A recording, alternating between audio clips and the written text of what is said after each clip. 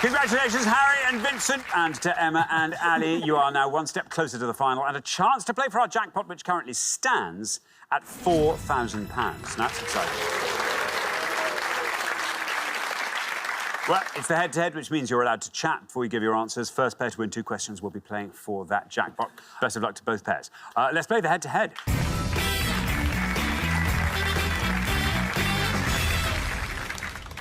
Here is your first question, and it concerns UK football teams by mascot. Richard. We're going to show you 5 pictures now of football mascots and their names. Can you tell us which teams they are mascots for, please? Thank you very much indeed. Yes, for which teams are these 5 mascots? And we have got A, Hammerhead, B, Rammy, C, Miller Bear, D, Ozzy the Owl, and E, Fred the Red. There we are. 5 football mascots. Harry and Vincent, you will go first as our low scorers.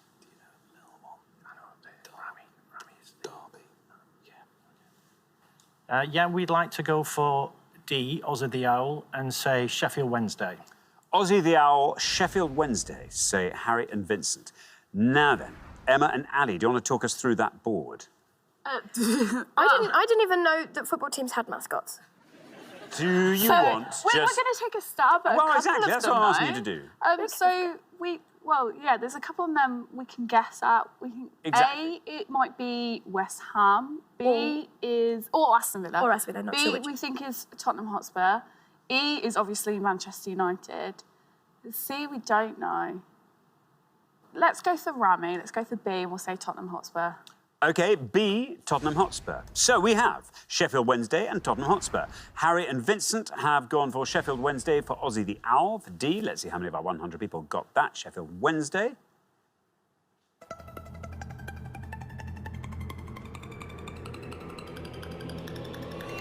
It's a very good answer. 15, very well done indeed. Emma and Ali, meanwhile, have gone for Spurs, for Rammy, for B, Tottenham Hotspur. Let's see how many of our 100 people said that. I'm afraid an incorrect answer there. Well done, Harry and Vincent. After one question, you're up 1-0. Yeah, of course, we all know Spurs' mascot is Chirpy Cockerel, I'm afraid. That's the mascot of the Rams, who are Derby County. Rammy. There's also Huey as well. They've got 2 mascots. 31 points for that. Hammerhead is... Well, you're right, there's West Ham United or Aston Villa. And there is a clue at the beginning of the name. That is West Ham. Would have scored you 50... Yeah, there you go. Scored you 54. Man United at the end there would have scored you 68, Fred the Red. And the best answer on the board, they're known as the Millers because they used to play at a ground called Millmore, and it is Rotherham. Rotherham United there, and would have scored 8 points. Best answer up there. Well done if you said that. Just remember, it's always the pair with the highest score that gets eliminated at the end of each round. So just keep your scores as low as you can. Very, very best of luck to you all. Our first category this afternoon is football managers. Can you all decide in your pairs? Who's going to go first? Who's going to go second? Okay. And whoever's going first, please step up to the podium. There we are. OK, and the question concerns countries of birth of Premier League football managers. Richard. On each board, I can show you the names of 7 people who've managed in the Premier League. You just have to tell us the country they were born in, please. 7 on the first board, 7 on the second, 14 in all to have a go at home, and some lovely pronunciations for you. That's fun. Yeah. Good. OK, so there we are. We want to know which countries these Premier League managers were born in. Here's our first board of 7. Arsene Wenger, Ralph Hasenhüttl, Sven-Göran Eriksson, Martin Jol, Roy Keane, Maurizio Pochettino, and Jose Mourinho. I'll read those again. Arsene Wenger, Ralph Hasenhüttl, Sven-Göran Eriksson, Martin Jol, Roy Keane, Maurizio Pochettino, and Jose Mourinho. Some beautiful pronunciations there. The only one you got wrong is Roy Keane. Oh, right. That's the only one. Roy Keane. There we are. Matt, welcome back. Remind us all about yourself, Matt. Yeah, so I run a small business that makes videos and animations for other businesses, universities and things like that, manufacturing companies. In my spare time, football's a great topic for me because I'm a massive football fan. I say that now, and now I set myself up for failure. Steady, Matt, steady. Yeah. So your role there, you're kind of an executive producer then, aren't you? You're just making tiny little films. Is your background in media or is your background in managing the business? No, it started off in media. So me and my business partner met at university 10 years ago. And and we started the business together. Now I kind of do a more overseeing the business kind of role. Yeah. Yeah, Matt, what are you going to go for? I think I'll go for Martin Goalll, and I'll say the Netherlands. The Netherlands for Martin Goalll. Let's see if that's right. Let's see how many of our 100 people got that. It is the Netherlands. It's a good answer, 22. Well done, Matt. Gets us off to a rollicking start. Nice start, Matt. Born in The Hague, Martin Goalll. He managed Spurs, and then he had a couple of seasons at Fulham, where, never quite hit the heights. But then who does at Fulham? Thank you very much indeed, Richard. Michelle, welcome to Pointers. Lovely to have you here. Whereabouts in the northeast are you from? We're from Washington, the original Washington. The original, in County Durham. Yeah. Very nice indeed. Tell us all about yourself, Michelle. I'm a civil servant, but in my spare time, I like to travel. That's my number one thing. Do you travel everywhere? Everywhere and anywhere? Everywhere and anywhere. You like a long-haul flight. Is there anywhere you haven't yet been that you're longing to go? Yeah, we'd like to go to New York. That's next on the list. Very nice. Good stuff. Michelle, what are you going to go for? This is not a great category for me, I am not going to lie. I've got a feeling that Pochettino is from Argentina. OK, Pochettino. Nick's giving you a very subtle nod there, which I hope is a good sign. Oh, so's Matt. There we are. That's a very good sign. Argentina, says Michelle. Let's see if that's right. Let's see how many of our 100 people agree with her and Matt and Nick. Argentina. It's right.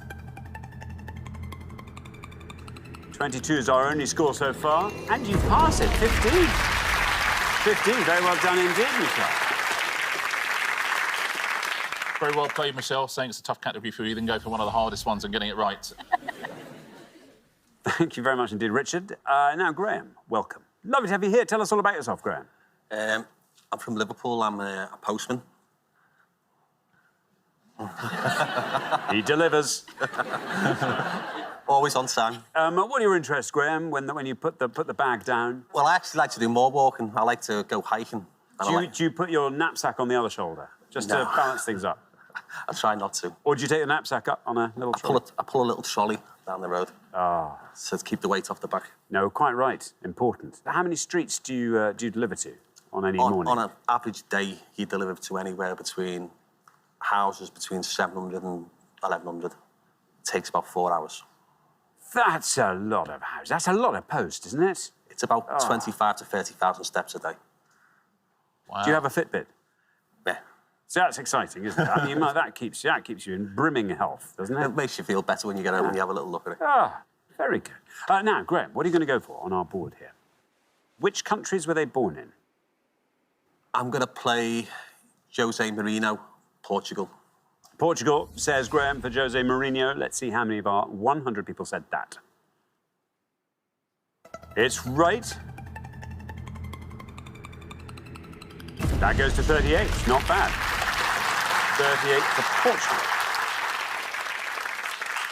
He once gave a team talk to the Chelsea dressing room when he'd been banned from going to the dressing room and had to be snuck out in a laundry basket.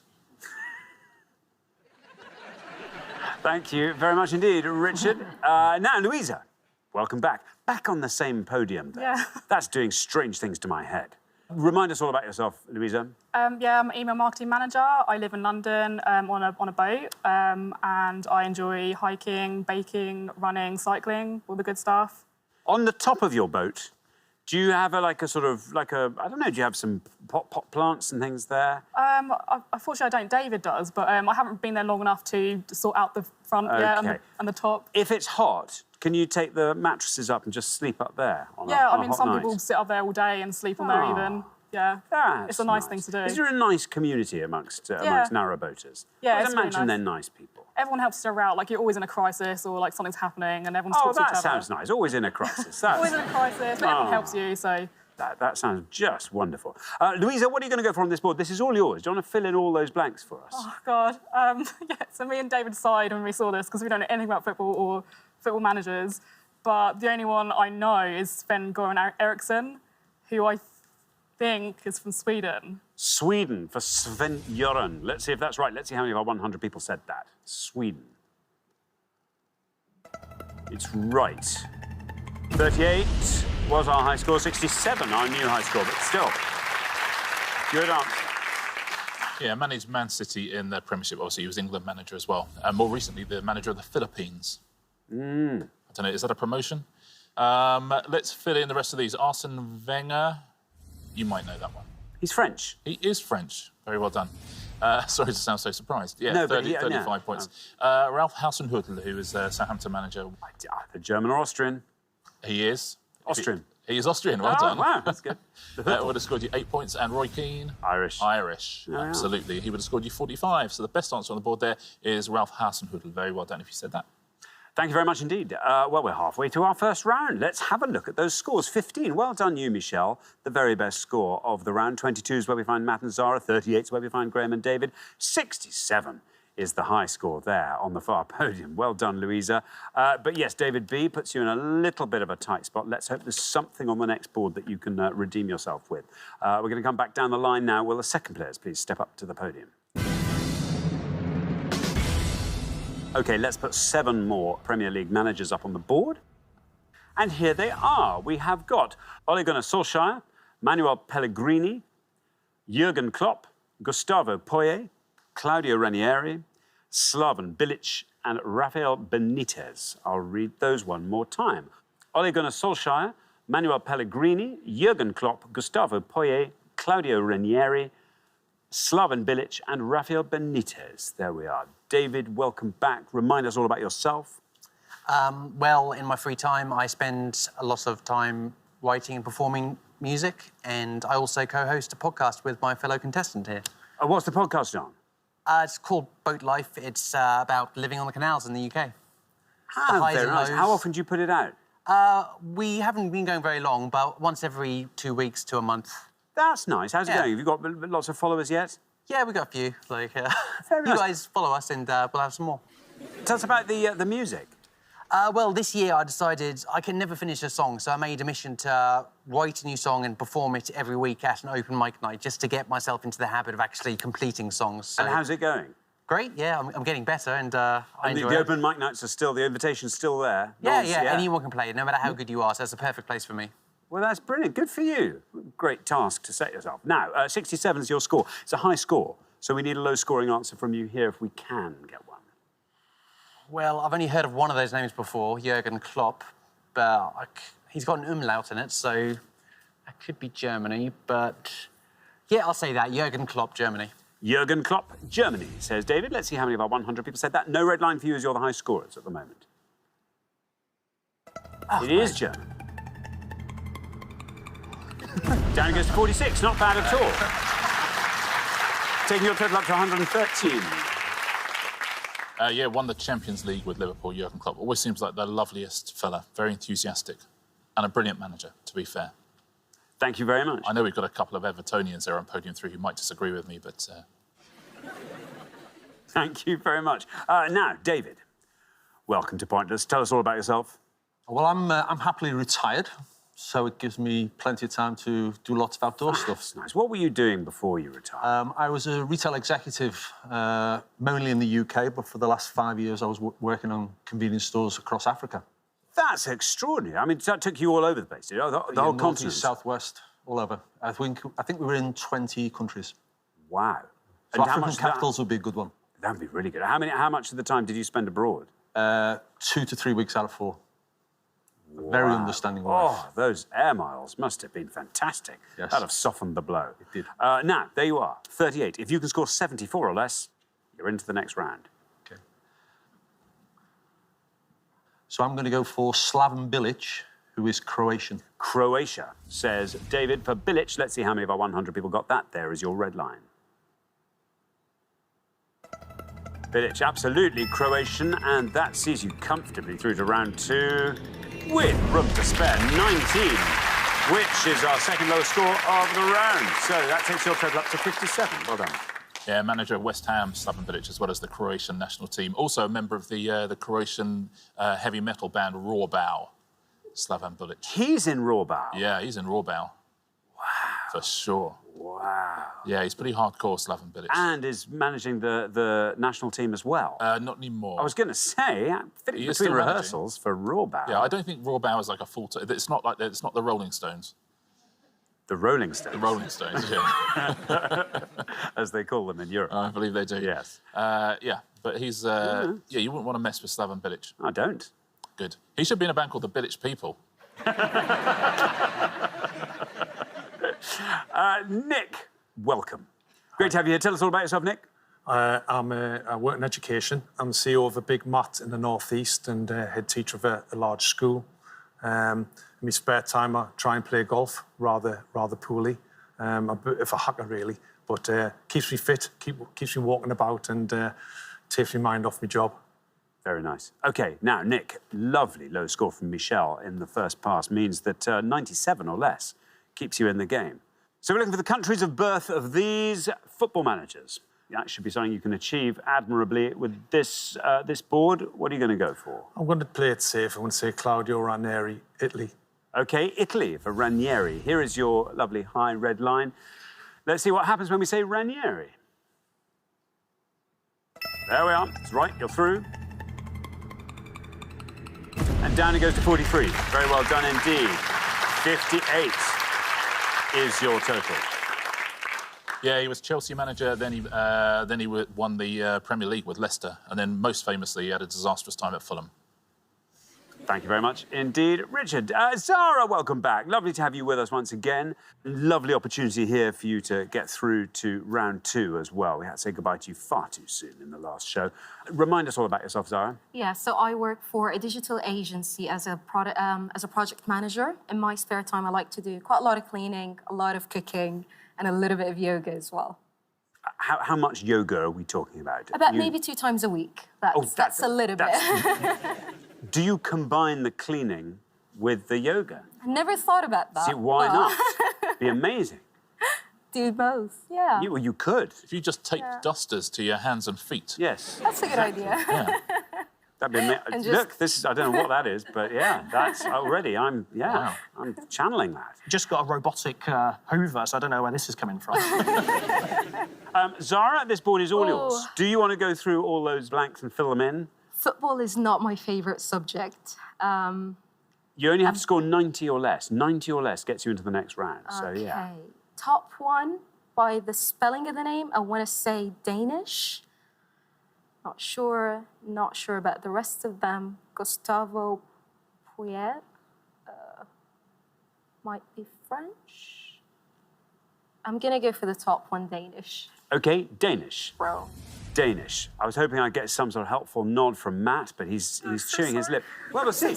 We'll see. There is your red line. Let's see what happens when we say Danish for Solskjaer. Oh, Zara. I'm sorry. I'm afraid that's an incorrect answer. Scores you 100 points, takes your total up to 122. Yeah, it's unlucky, Zara. He's Norwegian. Ole Gunnar Solskjaer, Manchester United manager, would have scored you 29 points as well, would have seen you safely through.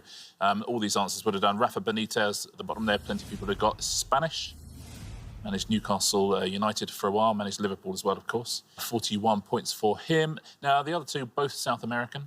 Gustavo Poyet is Uruguayan, 13 points for that. And Pellegrini is Chilean, and that would have scored you 11. Best answer on the board.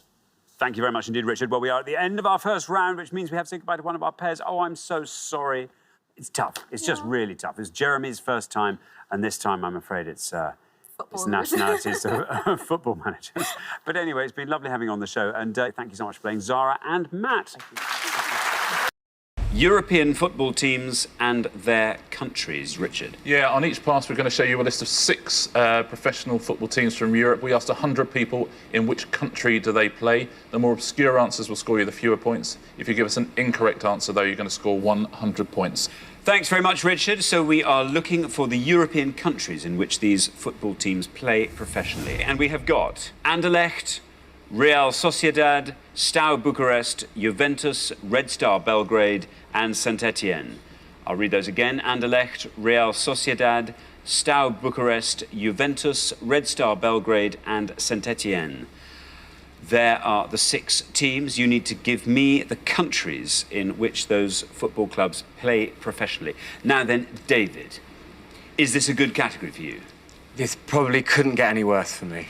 OK. I'm going to give one a guess. What's it going to be? I'm going to go for Saint-Etienne, and I'm going to say France, and hope I don't look really silly. Saint-Etienne, France. Well, sounds fair enough to me. Let's see if that's right, and if it is, let's see how many people knew that answer. Saint-Etienne, France. Good luck. It's right. 56, though. It's quite a high score, but it's a lot better than 100. Well done. Saint-Etienne, France. Yeah, very big in the 70s. Saint-Etienne have fallen on harder times since. Thank you very much, Richard. Now, Sophie. See, this is terrible because my dad is a sports journalist. He'll know all of these, and him and my brother will be screaming at the It's postcodes all over again, Sophie. Postcodes all over again. I'm going to go for Anderlecht and think that sounds German. Anderlecht? Yeah. German. Mm-hmm. Sometimes I can tell from the murmur or the inhalation from the crowd. Oh, no. Whether or not that's right, I can't tell. I think I can't tell. There's only one way to find out. Sophie, Anderlecht, Germany, you are saying. Let's see if that's right, and if it is, let's see how many people said it. Good luck. Oh, bad luck, Sophie. I'm afraid that's what that noise meant. I'm afraid that's an incorrect answer, which means you score the maximum of 100 points. Bad luck. Anderlecht. Richard. Yeah, sorry, Sophie. Anderlecht, not German. I won't say what they are just in case Christine wants to have a go at the same question. OK, now, Christine, you're the last person to have this board, so you can talk us through every team on it, if you like. If my husband was here, he would start from the top and read them all out and probably get them all right, but I have not got a clue. I've heard of Juventus, and the rest of them I haven't even heard of them. So I think I'll have to go for Juventus, and I think it might be Italy. Juventus, Italy, you're saying. OK, yeah. Very good. Juventus, Italy. Let's see if that's right, and if it is, let's see how many people said Italy for Juventus. Well, that's right. Down it goes, 43. The best answer on the pass. Juventus, Richard. Yeah, Juventus, well done. European champions in 1985 and 1996.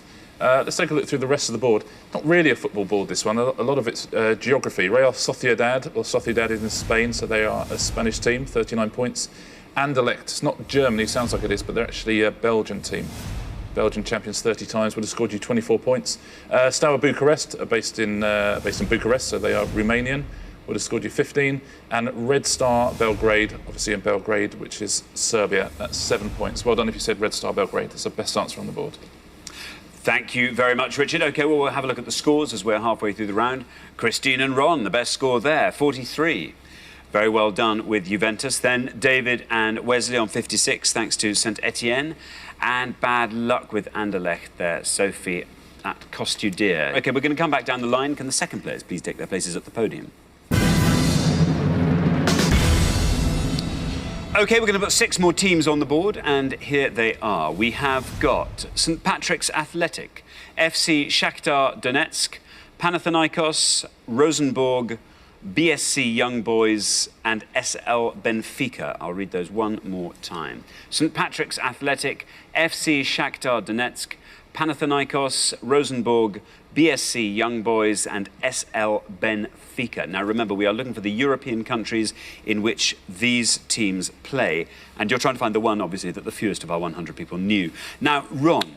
I'm all right at English football, but not this. They're all such long names as well. I'll go for Panathinaikos, Greece. Panathinaikos, Greece, you are saying. The high scorers are Betty and Sophie on 100. If you can score 56 or less with Panathinaikos, Greece, you're through to the head-to-head. There's your red line. Below that red line, you've done it. Panathinaikos, Greece. Is it right? How many people said it? Well done, Ron. Head-to-head. 48, that scored you. Takes your total up to 91. Richard. Yeah, well done, Ron. Safely through Panathinaikos. They're Champions League regulars from Greece. Now then, Betty. These next two answers are going to be crucial. At the moment, you are the high scorers on 100. You just have to score as low as you possibly can. Now, I'm really hoping that somewhere on that board is a team you've heard of and you know which country it's from. Oh, no. I prefer rugby. I'm just going to take a guess. I think Sophie would do the same as me. I'm going to go, is it Rosenborg? Rosenborg? I'm going to say Sweden. Rosenborg, Sweden. OK, there's no red line for you, obviously, because you are the high scorers. We will just have to see. Rosenborg. Is it right? How many people said it if it is? Rosenborg, Sweden. Oh. Sorry.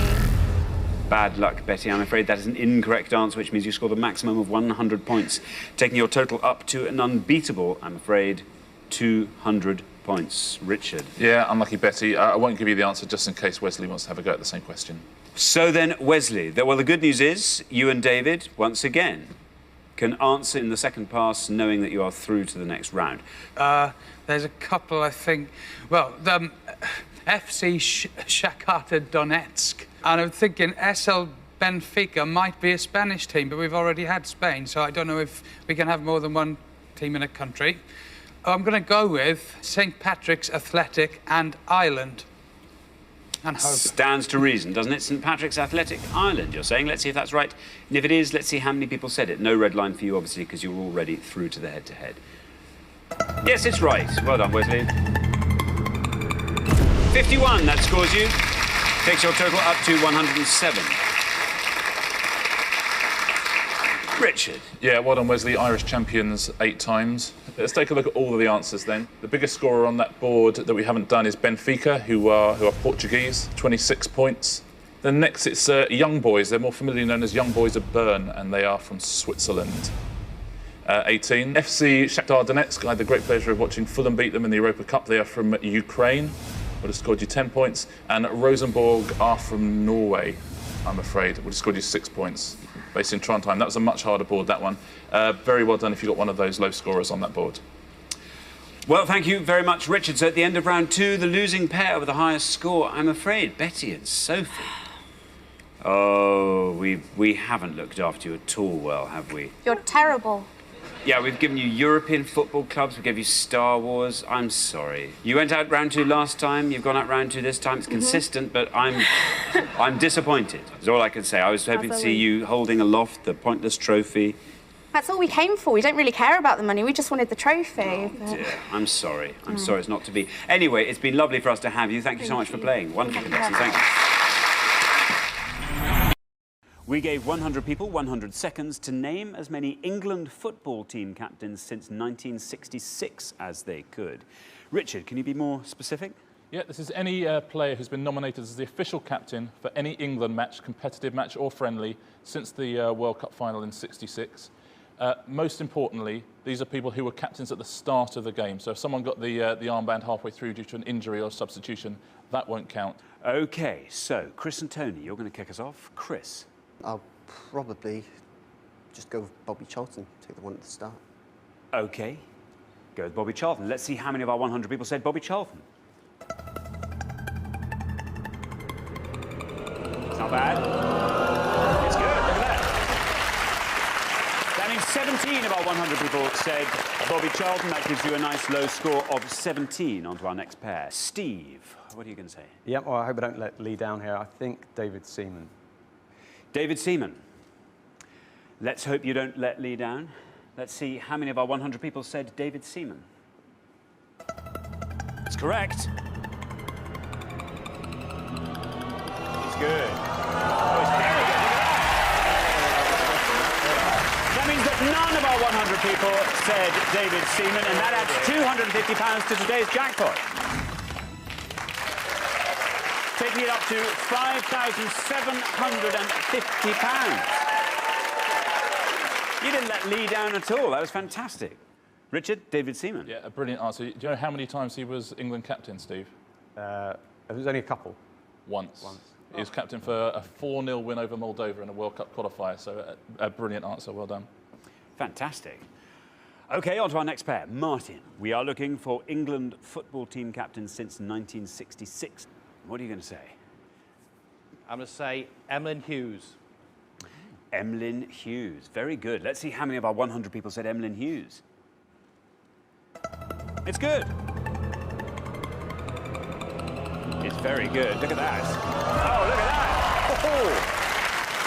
That, of course, means that only one of our 100 people said Emlyn Hughes. That gives Martin and Liz a lovely low score of 1. Matt and Emily. Matt, what are you going to give me? Can only think about 3 people that have ever played for England, so I go for one of David Beckham. I don't know. OK, David Beckham, of course. Remember, we are looking for obscure answers here. Yeah. Let's see how many of our 100 people said David Beckham.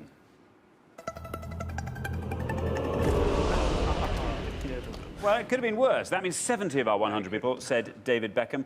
That gives you a high score of 70. OK, well, we are halfway through the round. Let's see how we're doing on the scores. Obviously, Steve and Lee are looking very, very strong there with 0.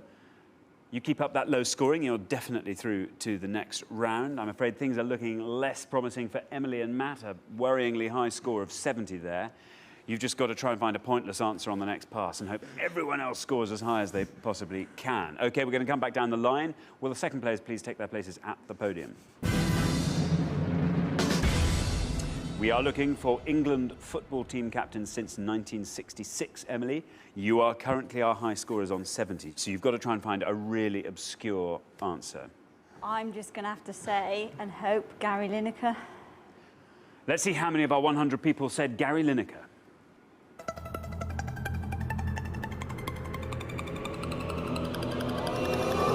It's not bad.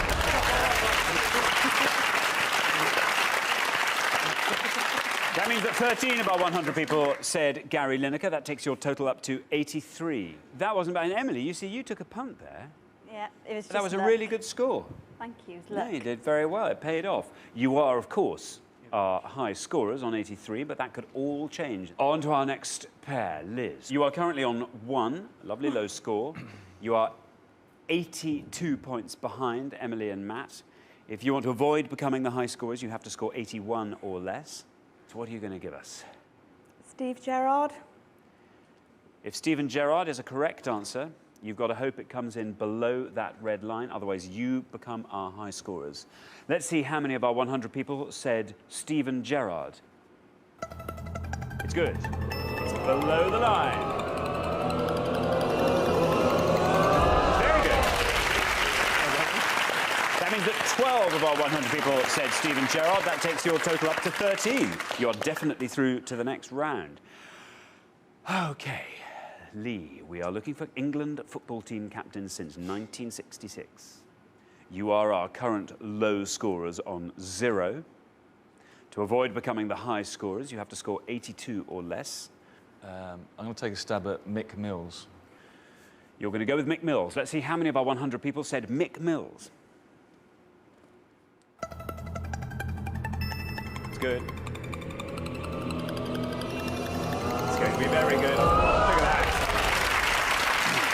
That means only 3 of our 100 people said Mick Mills. That takes your total score up to 3. A fantastic low score. You are definitely through to the next round. OK, we are looking for England football team captain since 1966. Tony, your score is 17. To avoid becoming the high scorers and being eliminated from the game, you have to score 65 or less. What's it going to be? Tony Adams. Tony Adams. OK, for Emily and Matt, you've got to hope this is a very high score or you are out of the game. There is the red line. You've got to hope, Tony, that Tony Adams takes you below that red line. Let's see how many of our 100 people said Tony Adams. Good.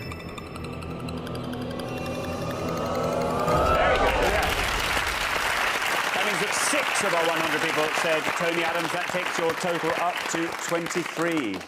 So, at the end of round 2, the losing pair with the highest score, I'm afraid, is Emily and Matt. Bad luck, guys. That was a tough category for you, wasn't it? Yeah, bad for me. I was going to go with Gerrard. That was my option, him or Beckham. Oh, dear. I don't know which one I should have picked.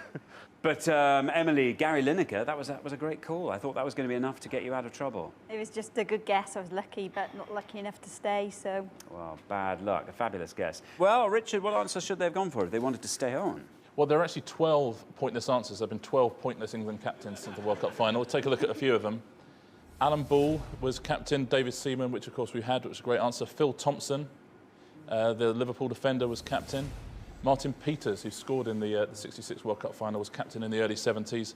Sol Campbell was captain for 3 games. And even lovely little Peter Beardsley had a little turn. They gave him a turn, I think. David Watson, Jerry Francis, the Silver Fox, and Martin Keown. Again, they're all central defenders, these guys. No one's interested in that, but they are. Mick Shannon of the Super Saints, Phil Neal of Liverpool, and Trevor Cherry, who I think is probably the most obscure of all, another towering central defender who no one remembers. The worst possible answer you can give, it'll be no surprise, Matt. So the worst answer you could possibly give would have been David Beckham. The next worst would have been, of course, Bobby Moore, who was captain for the 66 World Cup final and for years afterwards. And the third one of the most recent ones, John Terry, would have been the third most obvious answer. Thanks, Richard.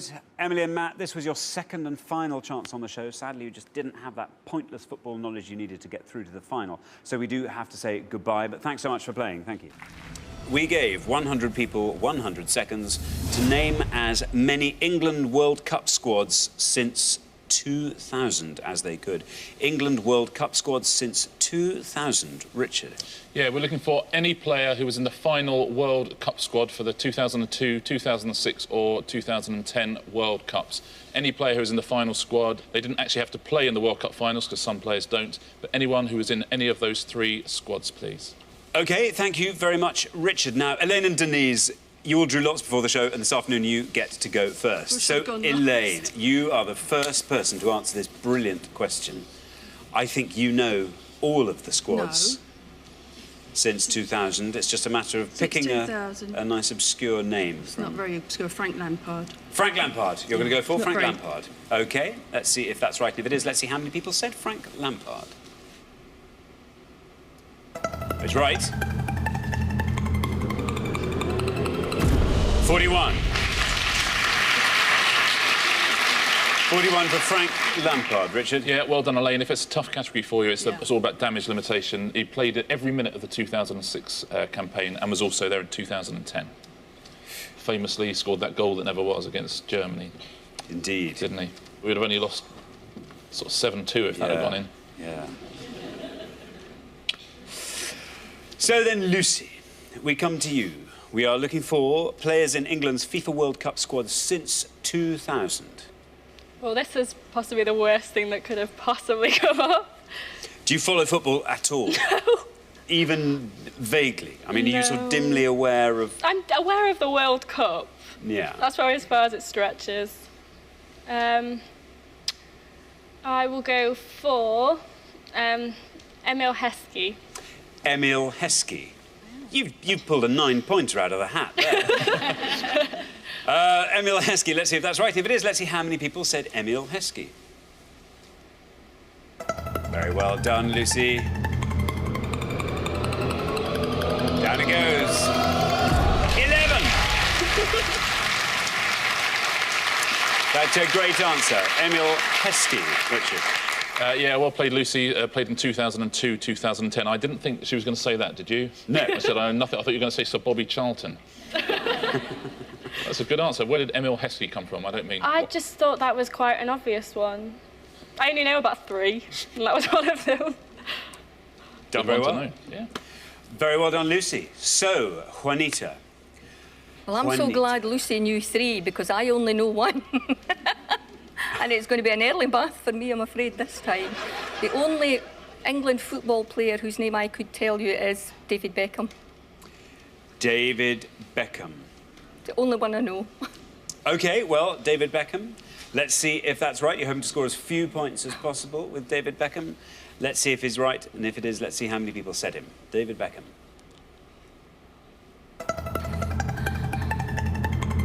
63. Not bad. 37 better than 100. Richard. Yeah, again, you know, it's not 100. The only England player to score in 3 World Cups, David Beckham. Now then, Nick, we come to you. So remember, we're looking for England players in any of the England World Cup squads since 2000. I'll go for Neville, Gary Neville. Gary Neville. You are saying Gary Neville. Let's see if that's right. And if it is, let's see how many people said Gary Neville.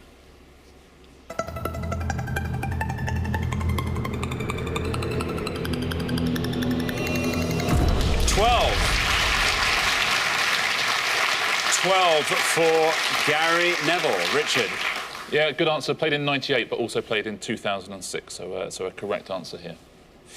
OK, well, we're halfway through the round, so let's take a look at the scores. Well, she said it was the worst possible subject for her. She then scored the best score in the past. Lucy, that's wonderful. Score of 11. Then up 1 to Nick and Paul on 12. Then up to 41 for Elaine and Denise. And then 63, Juanita and Cheryl. So on the next pass, really, it's between Denise and Cheryl. We're going to have to tussle out to see who can score the lowest. OK, we're going to come back down the line. Can the second players please take their places at the podium? OK, we are looking for players in England's FIFA World Cup squad since 2000. Paul. Nick did pretty well there with Gary Neville. The high scorers on 63 are Juanita and Cheryl. If you can score 50 or less with this answer, you are through to the next round. I'm guessing this might be quite a good subject for you. Not really. I don't really watch much football. Really? Yeah. Let's think. I feel quite stupid now. OK, I'll go with Phil Neville. Phil Neville? Yeah. OK. You're going to go Phil Neville. Yeah. Here is your red line. If Phil Neville gets you below that red line, you are definitely through to the next round. Let's see. Phil Neville, is it right? How many people said it? Oh, no. Bad luck, Paul. I'm afraid Phil Neville is an incorrect answer, which means you score the maximum of 100 points. That takes your total up to 112. Richard. That's really unlucky, Paul. He was sort of in contention for all 3 squads, but never made it into any of them. Phil and Gary Neville hold a record for England appearances by brothers, so they beat the Charltons by 1 cap. But Phil Neville hadn't played in 2002, 2006 or 2010, I'm afraid. OK, bad luck, Paul. So, Cheryl, you've been thrown a lifeline by Paul there. Paul and Nick are the current high scorers on 112. If you can score 48 or less with this answer, you are through to the next round. The last time I watched football, Gordon Banks was in goal for England. I mean, that's how long ago that was. The only name I can think of is Ashley Cole. Let's see how many people said Ashley Cole. There we are, Cheryl. Well done, you. You've done it. Very, very good. Scores you 31, takes your total up to 94. Richard. Yeah, played in all 3 of those World Cups. He's a distant relation of Mariah Carey. He's a distant relation of Mariah Carey? Yep. I never knew that. Did you not? Did anyone else know that? Did you know that? No. Well, he is. Are they like sort of half brothers-in-law? Yeah, they're half brothers-in-law. Yeah. No, it's not that close. That's what they are. They're cousins. They're distant cousins. Distant cousins. Anyway, there we are. Now then, Ali and Lucy, you are in a fantastic position. Doesn't matter what you say here, Ali. You are through to the next round. You'll never overtake Paul and Nick's high score of 112. Bearing that in mind, Ali, why not go out on a limb, see if you can find a pointless answer? There must be a pointless squad member. There must be. I've got loads of footballers' names running around my head, and no one's mentioned a goalkeeper yet, I don't think, so I'm going to go for David James. David James, you are saying. Well, as I said, you are through to the next round, whatever happens. So there's no red line for you. Let's see, David James, is it right? How many people said it? David James.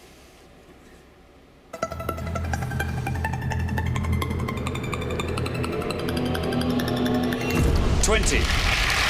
20 for David James, perfectly decent score, takes your total up to 31. Yeah, well played, Ali. He was actually the oldest player at the 2010 tournament, David James. He's 62. Right, now then, Denise. Oh, this 41. isn't my subject. It isn't? Not really, no. You are on 41. The high scorers remain Paul and Nick on 112. That means if you can score 70 or less, Okay. you are through to the next round. I'm trying to remember when I've sat with my sons watching football. I'll try Teddy Sheringham. Teddy Sheringham, you are saying. Teddy Sheringham. Let's see if that is right. And if it is, let's see how many people said Teddy Sheringham. It's right! And you are through. Look at that, Denise! The best score of the whole round. 2 points for Teddy Sheringham. Takes your total up to 43. Richard. Yeah, well played, Denise. I think scored very low score because he was really reaching the end of his career in 2002, so people, I think, didn't realise he played then, and one of the pointless answers actually bears that out as well. There's only 4 pointless answers of all the names of anyone in those squads, so let's take a look, see how you did at home. Martin Keown played in 2002, the Arsenal defender. He was pointless. Danny Murphy, who was in the 2002 squad, withdrew from injury, now Fulham captain. See, Gareth Southgate was a pointless answer. Very famous, but I think people perhaps forgot that he was still around in 2002. And Kieran Dyer was also a pointless answer. Very well done if you said any of those 4 at home. Let's look at the top scorers, the ones that most people from our 100 said. John Terry on 43. Wayne Rooney on 61, and David Beckham up there on 63, the most popular answer of all. Thank you very much, Richard. So, at the end of round 1, the losing pair with the highest score, Paul and Nick. Dear, oh dear, oh dear. Oh, Phil Neville. Not a lot I can say about that, really, is there? Yeah, that's a shame. I'll never live it down. A great shame. We have to say goodbye to you now, but we will see you again next time. OK. Very best of luck then. I'm sure you will go further than round 1. Meantime, thanks very much for playing. Great contest. Right. Our round 2 question this afternoon concerns home grounds and their teams. Home grounds and their teams. In this round, we're about to show you a list of home grounds of Premiership football clubs. We asked 100 people to tell us which teams play at each of those grounds. Richard. Yeah, we're going to show you 6 grounds in each pass. You've just got to tell us which team plays there at in the 2010-2011 season. The more obscure ones will score you fewer points. If you give us an incorrect answer, the wrong team for the wrong ground, you'll score 100 points. And see how many of the 12 you can get at home. Very good. So we are looking for the teams that play at these grounds. And we have got Emirates Stadium, Bloomfield Road, St James's Park, Stamford Bridge, Craven Cottage, Old Trafford. Let me read those again. Emirates Stadium, Bloomfield Road, St James's Park, Stamford Bridge, Craven Cottage, Old Trafford. OK, Trevor. I know at least 5 of them. So there's one there that I'm not going to go for because I'm not quite sure. I'll go for Craven Cottage, and that's the ground for Fulham. The ground for Fulham. Let's see if that's right, and if it is, let's see how many people said Fulham for Craven Cottage. Well done, Trevor, it's right. 32. 32 for Craven Cottage. Richard. Yeah, well played, Trevor. I'm a season ticket holder at Fulham, so I'm always at Craven Cottage. Yeah. It's an absolutely lovely ground. Michael. Now, you are quite a football fan, something tells me. Yes, I'm an avid Oxford United fan. Again, a season ticket holder for the grassroots football. Very good, but that doesn't necessarily stop you from knowing about Premier League football, No, absolutely. I'm quite happy with all of these answers. So I'm going to go for Bloomfield Road, and that is Blackpool. Bloomfield Road, Blackpool. Let's see if that's right, and if it is, let's see how many people knew that answer. It's right. Very well done. 18, Michael. That's a great score. 18 for Bloomfield Road. Yeah, well played, Michael. It's the smallest ground in the current Premiership, only 16,000. I've been to your ground, Oxford United. Has it still only got 3 sides? Still only got 3 sides, yeah. I met the chairman there, said, I will put another side on this stadium when more of you start turning up. And he said, and until then, I'm just going to leave it. Well, it's because we were playing Fulham. They said, oh, they don't bring many, so we'll leave it as it is. Thanks, Richard. Adam, remember, we are looking for the teams that play at these grounds. Emirates Stadium, Stamford Bridge or Old Trafford. I think they're probably the 3. You're allowed to say what they belong to. We're not going to hold you to Arsenal, those. Chelsea and Manchester United. I think they're the 3 that people would know. I would have loved to have said Blackpool, but I'm going to have to say Newcastle United at St James's Park. St James's Park, of course, Newcastle United. Let's see how many people knew that answer. It's right. Down it comes, 29.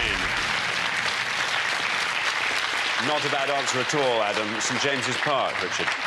Yeah, well played, everybody there. You picked off the best 3 answers on the board. St James's Park is the home of Newcastle, also of Exeter, but they're not in the Premiership. Old Trafford is, of course, Manchester United, but would have scored you 74 points. Stamford Bridge is Chelsea, of course, 50 points, and the Emirates is Arsenal. That's 51 points, a fantastic 51-50 win for Arsenal over Chelsea there. Thanks very much, Richard. OK, well, we're halfway through the round, so let's take a look at the scores as they stand at this point.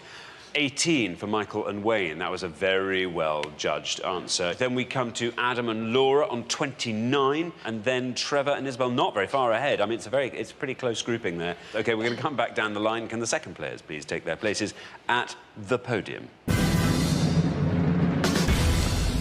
OK, we're going to put 6 more home grounds on the board, and we have got Boleyn Ground, White Hart Lane, Anfield, Goodison Park, Stadium of Light, the Hawthorns.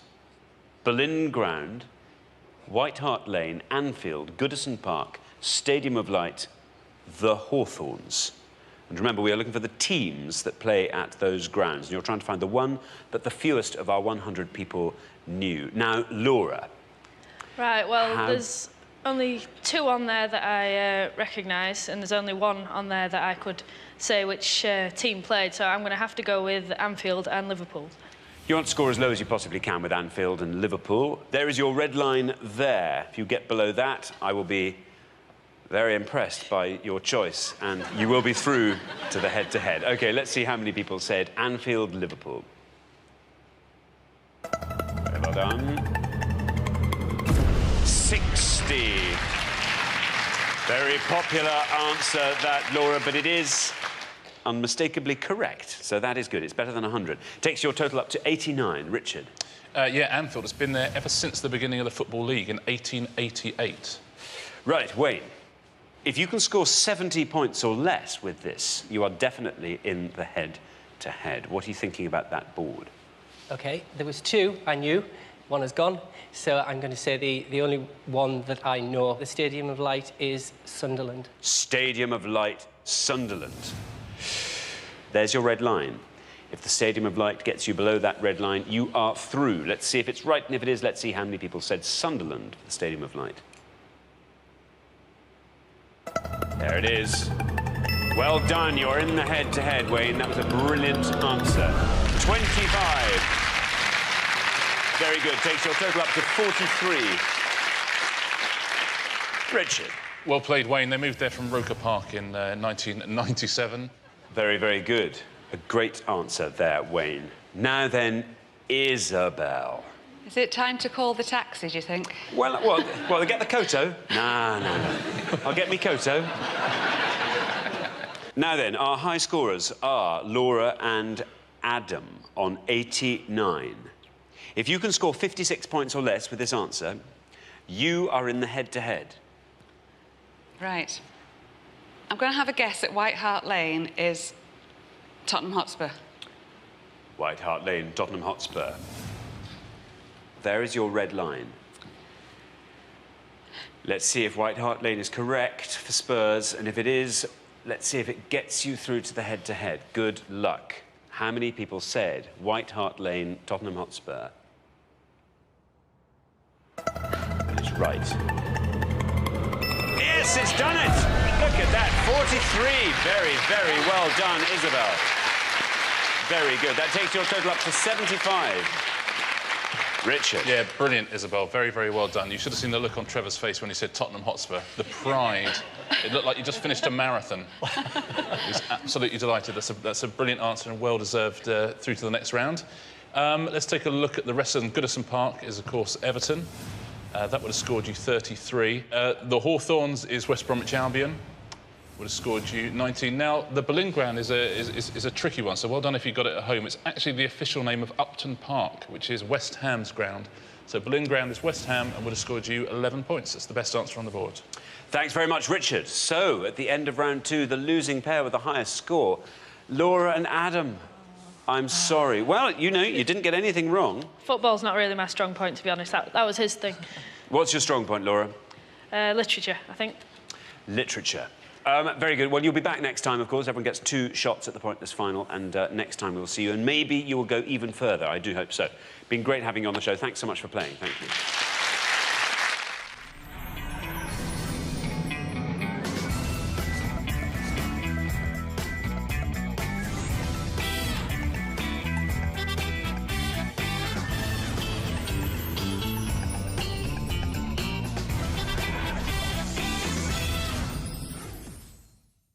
We gave 100 people 100 seconds to name as many England World Cup squads since 2000 as they could. England World Cup squads since 2000. Richard. Yeah, we're looking for any player who was in the final World Cup squad for the 2002, 2006 or 2010 World Cups. Any player who was in the final squad. They didn't actually have to play in the World Cup finals because some players don't, but anyone who was in any of those 3 squads, please. OK, thank you very much, Richard. Now, Elaine and Denise, you all drew lots before the show, and this afternoon you get to go first. So, Elaine, you are the first person to answer this brilliant question. I think you know all of the squads since 2000. It's just a matter of picking a nice obscure name. It's not very obscure. Frank Lampard. Frank Lampard. You're going to go for Frank very. Lampard. OK, let's see if that's right. If it is, let's see how many people said Frank Lampard. It's right. 41.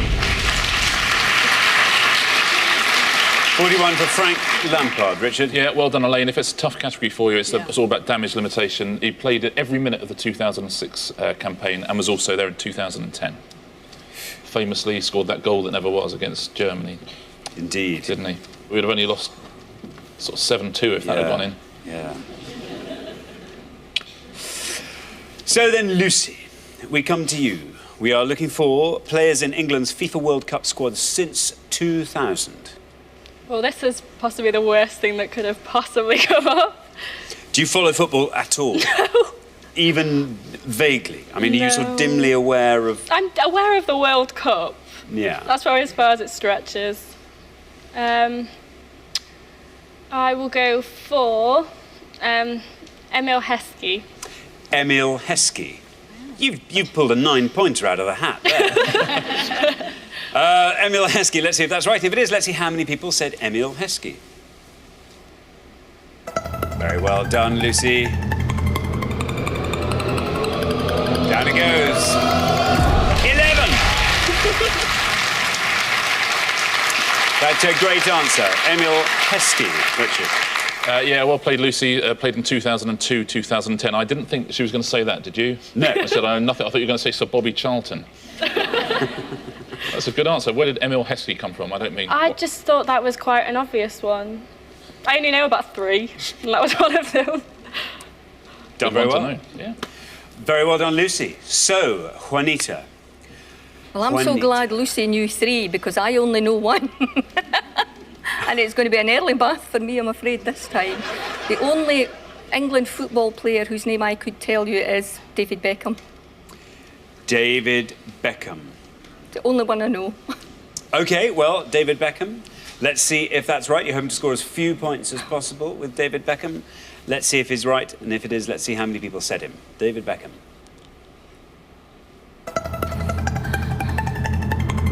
63. Not bad. 37 better than 100. Richard? Yeah, again, you know, it's not 100. The only England player to score in 3 World Cups, David Beckham. Now then, Nick, we come to you. So remember, we're looking for England players in any of the England World Cup squads since 2000. I'll go for Neville, Gary Neville. Gary Neville. You are saying Gary Neville. Let's see if that's right. And if it is, let's see how many people said Gary Neville.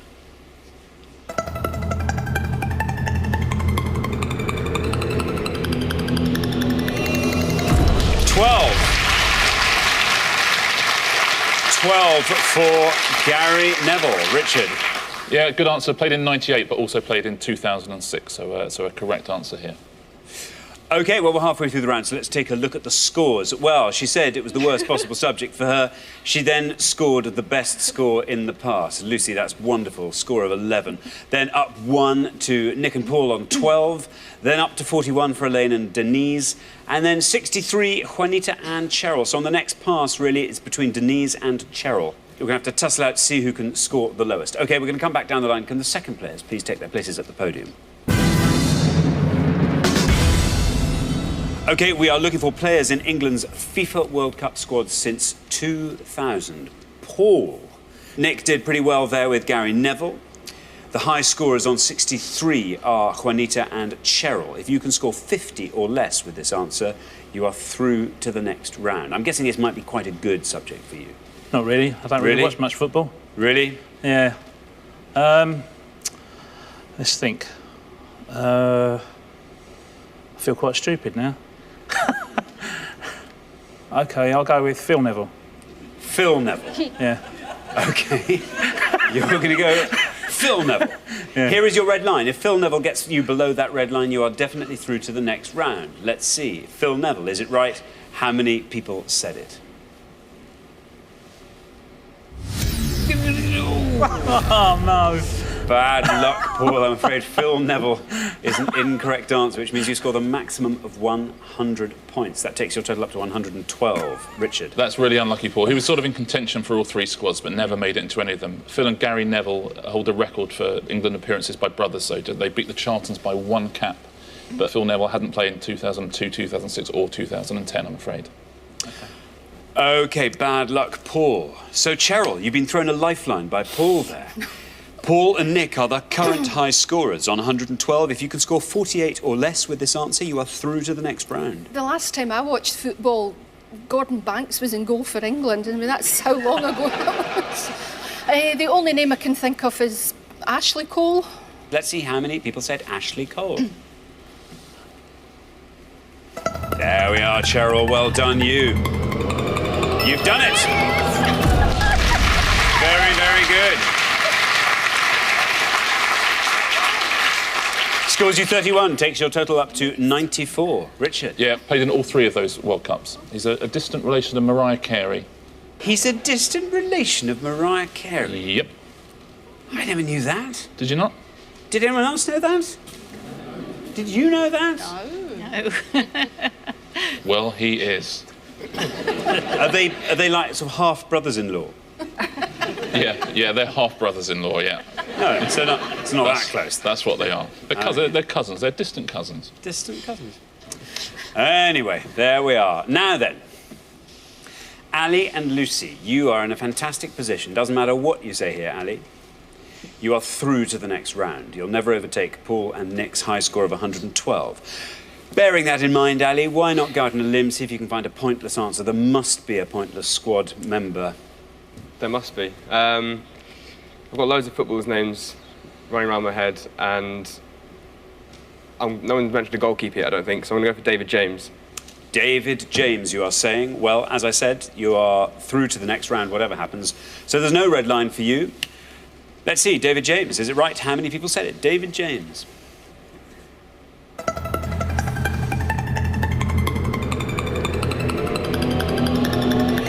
20 for David James, perfectly decent score, takes your total up to 31. Yeah, well played, Ali. He was actually the oldest player at the 2010 tournament, David James. He's 62. Right, now then, Denise. This 41. isn't my subject. It isn't. Not really, no. You are on 41. The high scorers remain Paul and Nick on 112. That means if you can score 70 or less, Okay. you are through to the next round. I'm trying to remember when I've sat with my sons watching football. I'll try Teddy Sheringham. Teddy Sheringham, you are saying. Teddy Sheringham. Let's see if that is right.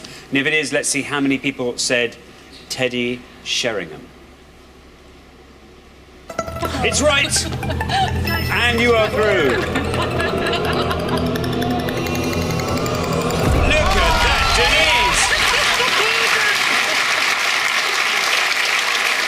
The best score of the whole round. 2 points for Teddy Sheringham. Takes your total up to 43. Richard. Yeah, well played, Denise. I think scored very, very low score because he was really reaching the end of his career in 2002. So people, I think, didn't realise he played then. And one of the pointless answers actually bears that out as well. There's only 4 pointless answers of all the names of any one of those squads. So let's take a look, see how you did at home. Martin Keown played in 2002, the Arsenal defender. He was pointless. Danny Murphy, who was in the 2002 squad, withdrew from injury, now Fulham captain. See, Gareth Southgate was a pointless answer. Very famous, but I think people perhaps forgot that he was still around in 2002. And Kieran Dyer was also a pointless answer. Very well done if you said any of those 4 at home. Let's look at the top scorers, the ones that most people from our 100 said. John Terry on 43. Wayne Rooney on 61, and David Beckham up there on 63, the most popular answer of all. Thank you very much, Richard. So, at the end of round 1, the losing pair with the highest score, Paul and Nick. Dear, oh dear, oh dear. Oh, Phil Neville. Not a lot I can say about that, really, is there? Yeah, that's a shame. I'll never live it down. A great shame. We have to say goodbye to you now, but we will see you again next time. OK. Very best of luck then. I'm sure you will go further than round 1. Meantime, thanks very much for playing. Great contestant. Congratulations, Alan, Melanie. You've seen off all the competition and you have won our coveted pointless trophy.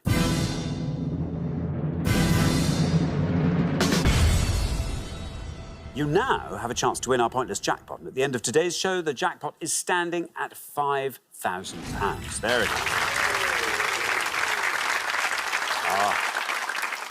Do you know what? I think on the top table, I think a couple of pointless trophies would just look... Or maybe on the cake. Maybe on the cake. No, very well done. You've played so well. Fantastic. What a pair. It's brilliant.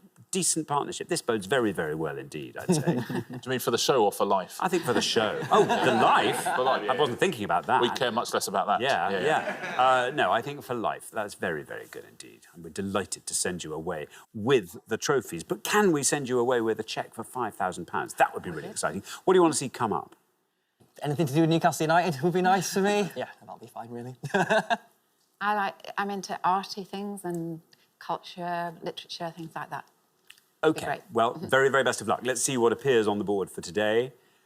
Today's selection is A Star is Born casts Mary, Queen of Scots, Lower League European Football, Antarctica. I mean, I can what do we think? I can take a punt on Lower League European Football. Well, I've seen the latest and the one before Star is Born, but I can't... You said yourself you're not good with actors. Well, I trust you. You trust me, right? OK. Lower League European Football, please. He's taking it. I mean... Good luck, mate. Yeah. We're looking for any of the following 3, please. We are looking for any team in the 2018-2019 season who played in Italy's Serie B. It's the second league in Italian football. We're looking for any team in Germany's Zweite Bundesliga, or we are looking for any teams in Spain's Segunda División. So any of those teams in the second tier in Italy, Germany and Spain. That's the men's leagues in 2018-2019. Very best of luck. Thank you very much indeed. Now, as always, you've got up to 1 minute to come up with 3 answers. All you need to win that jackpot is for just one of those answers to be pointless. You don't have to answer all 3, just focus on whichever categories you like the look of. Are you ready? Yes. Let's put 60 seconds up on the clock. There they are. Your time starts now. Right, well, we went to see Tenerife in the second division against Valladolid, so that's 2, I guess. Rayo Vallecano. What about San Sebastian? What's that? San Sebastian, Real Sociedad, they play in the Premier Division. Okay. Germany's 2. Union Berlin just got promoted. That's a big story. The first Eastern European German team, Eastern German team to be promoted to the Bundesliga this season. Right, so that's 2. Union Berlin, Tenerife, Valladolid. Ooh, yeah, I guess, yeah. No, I'll just run with those ones. Are you happy? You happy? Should we stop the clock? Look at that, stopping the clock. Plenty of seconds to spare, and you've already got your answers. If you say which category you're answering for in each case. Teams in Germany's Bundesliga 2, Union Berlin. Union Berlin. Teams in Segunda Division, Tenerife. Tenerife. And Valladolid. And Valladolid. OK, of those 3, which is your best shot at a pointless answer? Let's say Union Berlin. OK, Union Berlin goes last. Tenerife, because people go to Tenerife, put that second. OK, Tenerife first. And then... Valladolid. Valladolid. In the middle. OK, well, let's put those answers up on the board in that order then, and here they are. We have got Tenerife, Valladolid, and Union Berlin. 3 very good answers on the board there. Let's hope one of those turns out to be pointless and wins you that jackpot. What would you like to do with it? 5,000 quid, Al. £5,000 worth of ice sculpture of the pointless trophy for the head table at the wedding, I think would be quite suitable. That would be amazing, wouldn't it? Melanie, what about you? My daughter just bought her wedding dress, i.e. I've just bought her wedding dress. And so my clothing fund has depleted, so I'd buy myself an outfit for the wedding, definitely. And a massive proper hat. Yeah. What is your daughter's name? Chloe. She's called Chloe. Chloe, you should have been here. Well, very, very best of luck. Such lovely things to spend that prize money on. Let's hope one of these answers will win that jackpot for you. Tenerife was your first answer in this case. We were looking for teams in Spain's 2nd division. If Tenerife is pointless, you leave here with £5,000. How many people said Tenerife? It's right. Now, let's just find out. If Tenerife takes us all the way down to 0, you will leave here with £5,000. How will we get down? It's still going, still going, still going to a Tenerife. 1! It's 1!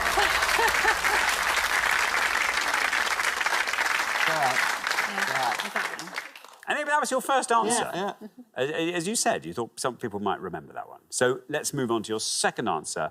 Valladolid or Valladolid, if you want to say it that way. Again, we're looking for teams in Spain's 2nd division. Let's find out if Valladolid is correct. Let's find out if it's pointless for £5,000. Oh. They must have been promoted. Oh. Valladolid, I'm afraid. An incorrect answer. Everything's now riding on your third and final answer, Union Berlin. In this case, we were looking for teams in Germany's 2nd division, Zweite Bundesliga. Let's find out. Union Berlin. Is it right? Is it pointless for £5,000?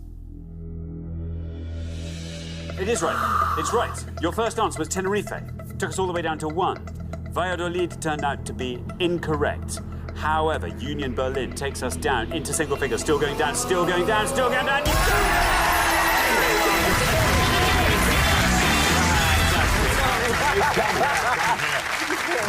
Very well done. That is brilliant. Congratulations. Union Berlin was a pointless answer, which means you take home today's jackpot of £5,000. Very well done.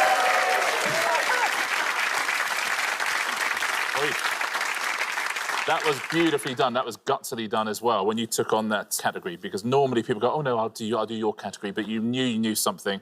Very, very well played. The real winner here is Chloe, of course. We all know that. Valladolid have been promoted up to the top league in Spain. But, you know, who cares? Let's take a look at the pointless answers in the different categories.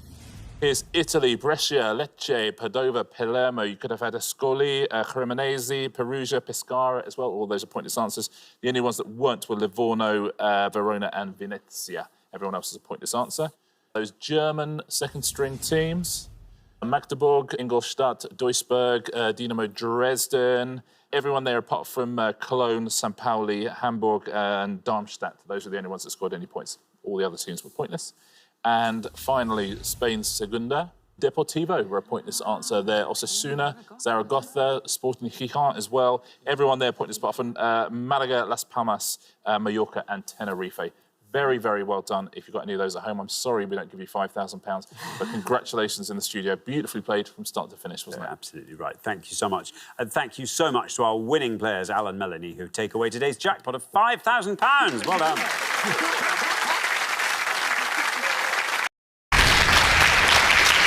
Now, obviously, there's only room for 2 pairs in the head-to-head, so one team is going to be leaving us at the end of this round. OK, our category for round 2 this afternoon is football. Oh, Jeanette, I'm sorry. You've had acid, you've had football. Listen, you survived acid. True. I don't know if I'll survive football. Well, let's find out. Can you all decide in your pairs who's going to go first, who's going to go second? And whoever's going first, please step up to the podium.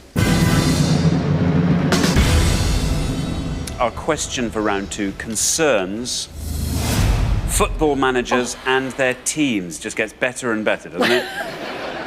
Football managers and their teams, Richard. Yeah, we're going to show you 6 football managers on each pass. We asked 100 people which English Premiership team did they manage as of April 2011. The more obscure ones will score you fewer points. However, if you give us an incorrect answer, you're going to score 100 points. There's 12 managers in all, 12 teams to guess. A couple of them are Scottish, if that helps.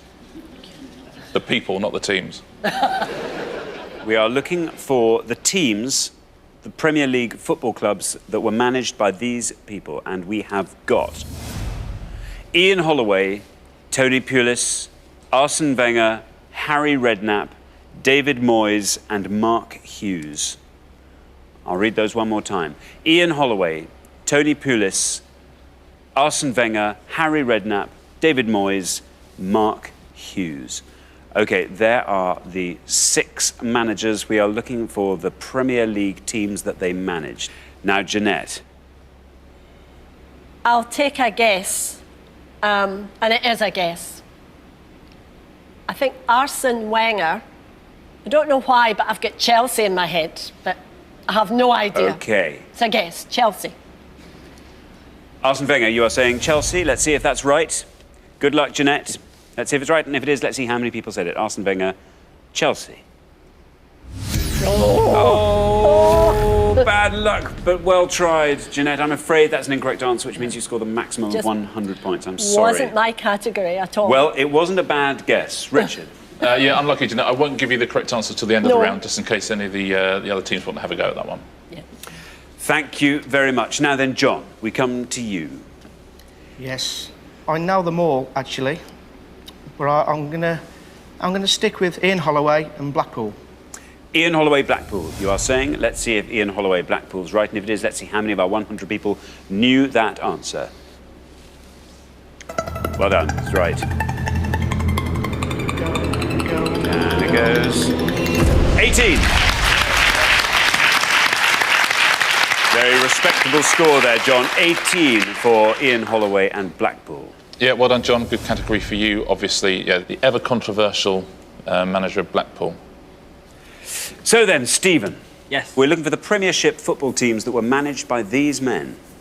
We'll have Tony Pulis of Stoke, Arsene Wenger of Arsenal, Harry Redknapp at Tottenham, David Moyes of Everton and Mark Hughes at Fulham. So I'm much more pleased with this than the previous round. I am going to go for Tony Pulis and Stoke. Stoke. OK, Tony Pulis, Stoke. Let's see if that's right. And if it is, let's see how many people said it. That's right.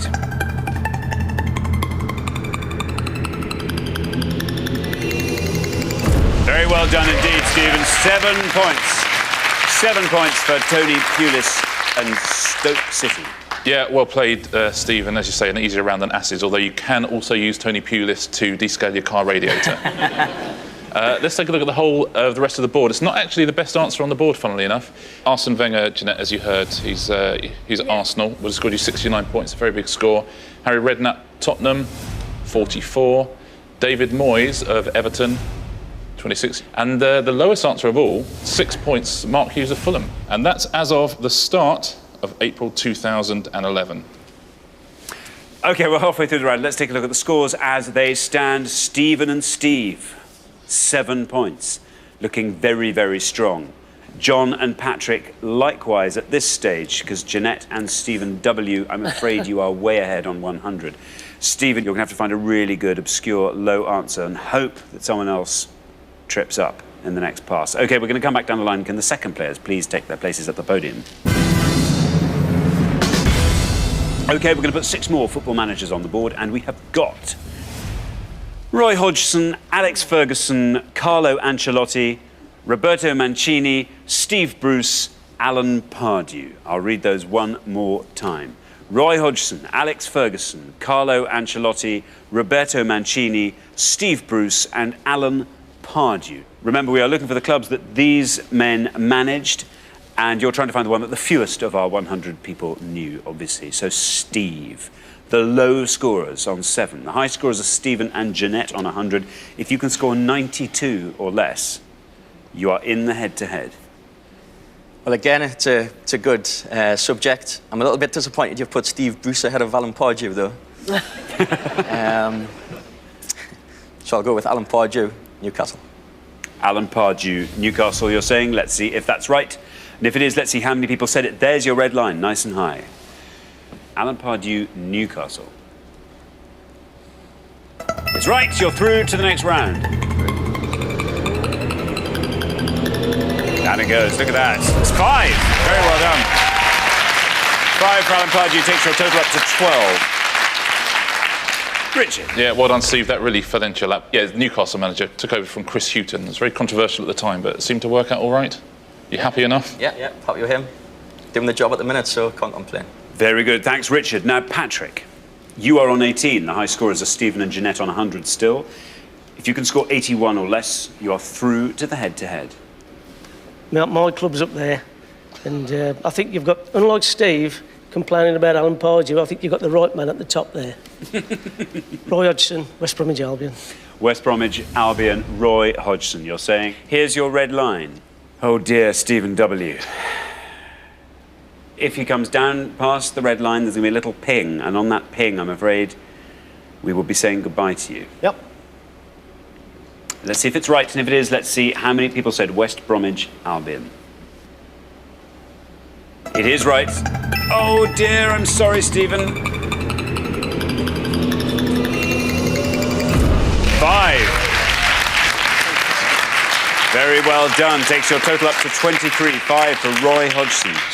Yeah, I have to say, Stephen and Jeanette, I don't think I've ever seen a team be so unlucky in a question coming up. Yeah. Got a Newcastle fan and a West Brom fan in a row. Yeah, absolutely. Roy Hodgson was, of course, Fulham manager, then Liverpool manager. They treated him very shabbily, and now West Brom manager. OK, thank you very much, Richard. Stephen W., we come to you. Yeah, I know the ones that are left. Thanks, guys, for leaving me them. Fergie is Man United. Carlo Ancelotti, Chelsea. Roberto Mancini, Man City. So Steve Bruce would have been my answer of what's left, and he's the manager of Wigan. Steve Bruce, Wigan, you are saying. Let's see if it's right, and if it is, let's see how many people said it. Steve Bruce, Wigan. Oh! Don't feel so bad.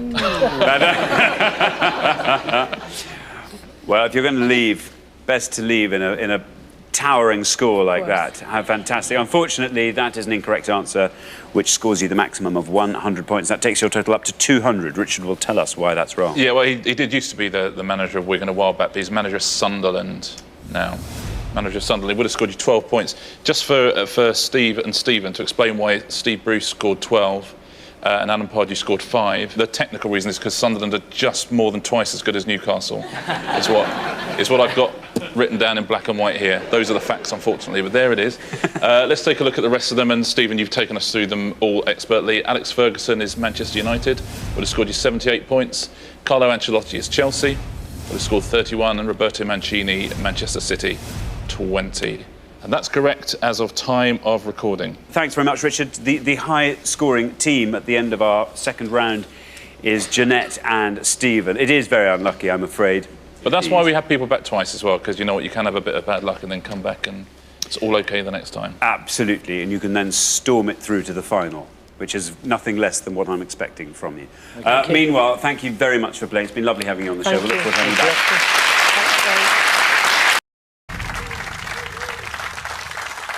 Congratulations, Jessica and Gary. You've seen off all the competition to win our coveted Pointless trophy.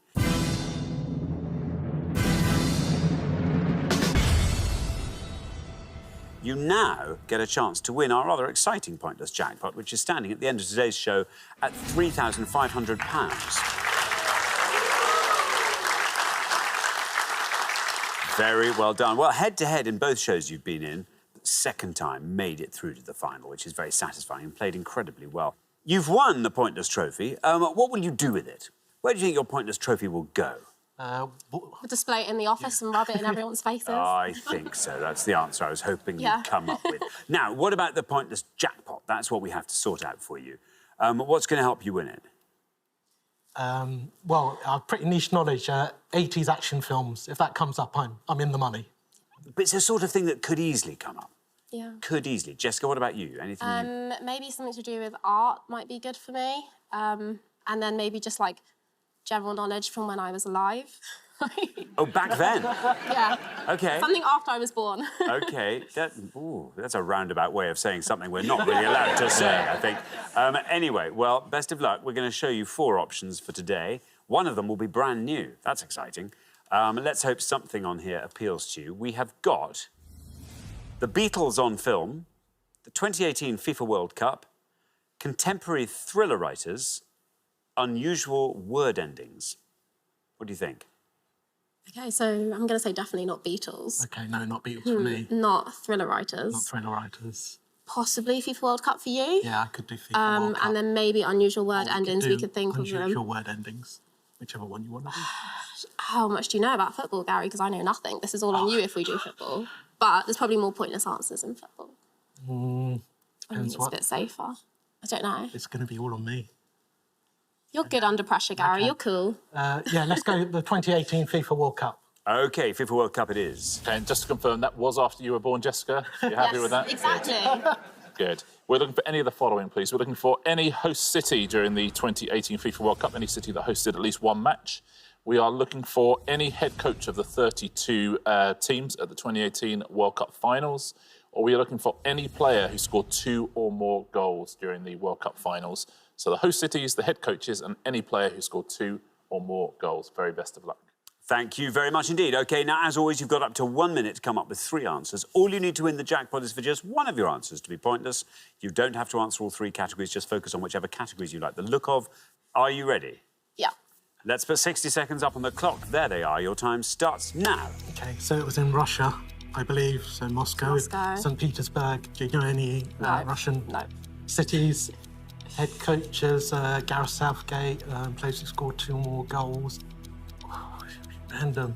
Pete Sampras. No, he's a tennis player. Don't know anything about football, sorry. Who's got... Harry Kane. Any obscure footballers? Just throw a name out there. Throw any name out there.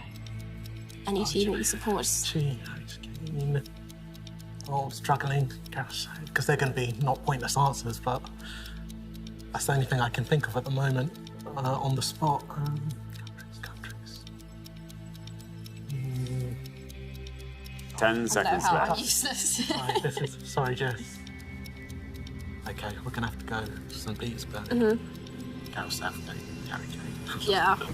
OK, that is your time up. Never long enough, that minute. No. What answers can you give me? OK, so host city, St. Petersburg. St. Petersburg. Head coach, Gareth Southgate. Gareth Southgate. Player who scored 2 or more goals, Harry Kane. Harry Kane. Of those 3, which is your best shot at a pointless St. answer? Petersburg. St. Petersburg. Least likely to be pointless? Harry Kane. Harry Kane, pop Gareth Southgate in the middle. OK, well, let's put the answers up in that order then, and here they are. We have got Harry Kane, Gareth Southgate and St. Petersburg. Well, good luck. 3 answers on the board there. Now, if any of these turned out to be pointless and won you that jackpot, £3,500, that's not a bad prize to be taking home. Jessica, what would you like to do with that? So I thought about it long and hard, and I thought I'd go on a big shopping spree. And probably just, blow it all. Just me and Gary will go shopping and buy our office probably a round of beers. Very nice. Gary, how about you? Anything you want to add to that? I was just going to go on the shopping spree with her. OK. Not the beers. No. OK. Very good. Now, Jessica and Gary, you have gone, in the case of players who scored 2 or more goals, you've gone for Harry Kane. Let's see if that's right. Let's see how many of our 100 people said it. If Harry Kane's pointless, you leave with £3,500. Harry Kane is right. Just has to go all the way down to 0 for you to win that jackpot. Down we go through the 40s to 47 for Harry Kane. So not a pointless answer there. In the next category, we were looking for head coaches at the FIFA World Cup 2018, and you have gone for Gareth Southgate. Let's see how many of our 100 people said that. If Gareth Southgate is pointless, £3,500 is yours. Well, Harry Kane took us all the way down to 47. Gareth Southgate now taking us down through the 50s to 52. Not a pointless answer there, I'm afraid, either. So let's move on to your third and final answer, which was St. Petersburg. And in this case, we were looking for host cities of the 2018 FIFA World Cup. St. Petersburg, if it is pointless, will win you £3,500. How many people said it? Again, it's right. 47 was Harry Kane's score. 52 was Gareth Southgate's. St. Petersburg passing both of those. Down we go through the 20s into the teens with St. Petersburg to 15. Now, it's a shame. Well, it was all going in the right direction with that third answer, but I'm afraid you didn't manage to find that all-important pointless answer, so I'm afraid you don't win today's jackpot, but you do get to take home a pointless trophy each. So very, very well done on that score. Jessica and Gary, well done. Yeah, congratulations on your trophy. Also, congratulations for giving me virtually my favourite ever answer in the 60 seconds, which was Pete Sampras. Which was, I would say, let's take a look at the host cities first. Host cities and also the goal scorers. I think there's going to be some answers, you know, Gary, but in that 60 seconds, so hard. Let's take a look. Host cities, 4 pointless answers. Ekaterinburg, England played in Nizhny Novgorod. Played against Panama. They also played the quarter-final against Sweden, was in Samara, and Volgograd, England also played as well. I don't know if you said any of those at home. Those are the 4 pointless answers. The head coaches, this is a tough one. Bert van Marwijk, who was the Australian head coach, Heimer Hallgrimsson, you can probably guess he was the Icelandic coach, Juan Carlos Osorio of Mexico, Stanislav Cherchesov, the Russian coach, also there. Also the coaches of Denmark, Panama, Sweden, Serbia, Tunisia, South Korea and Switzerland. Now, look at some of these names on the goal scorers. These would all have won you £3,500. Sergio Aguero is there, Son is there, Coutinho, Edinson Cavani. You could have had Ahmed Musa, Andres Granqvist. Very well done if you said that. Jednak Nui, Kazri and Pete Sampras. Those were the pointless answers there. Thank you very much indeed, Richard, and thank you, Jessica and Gary, once again. I'm sorry you didn't win our jackpot today. That'll therefore roll over onto the next show, when we will be playing for £4,500. Join us then to see if someone can win it. Meanwhile, it's goodbye from Richard. Goodbye. And it's goodbye from me. Goodbye.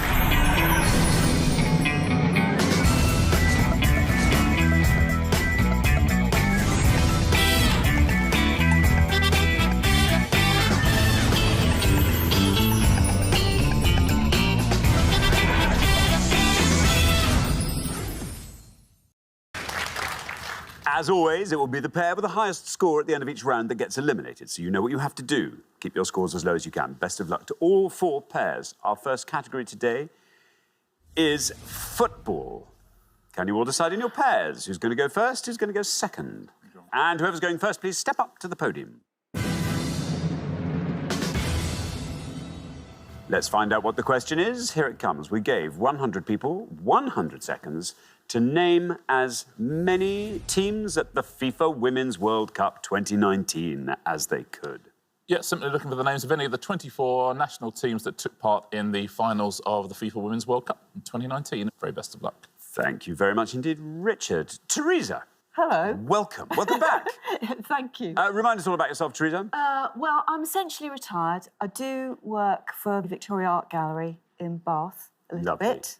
But keep busy with other things. Do like yoga, learning Spanish. How's the learning Spanish going? The learning Spanish is not as easy as I thought it might be. Ah, how many of you are there in the class?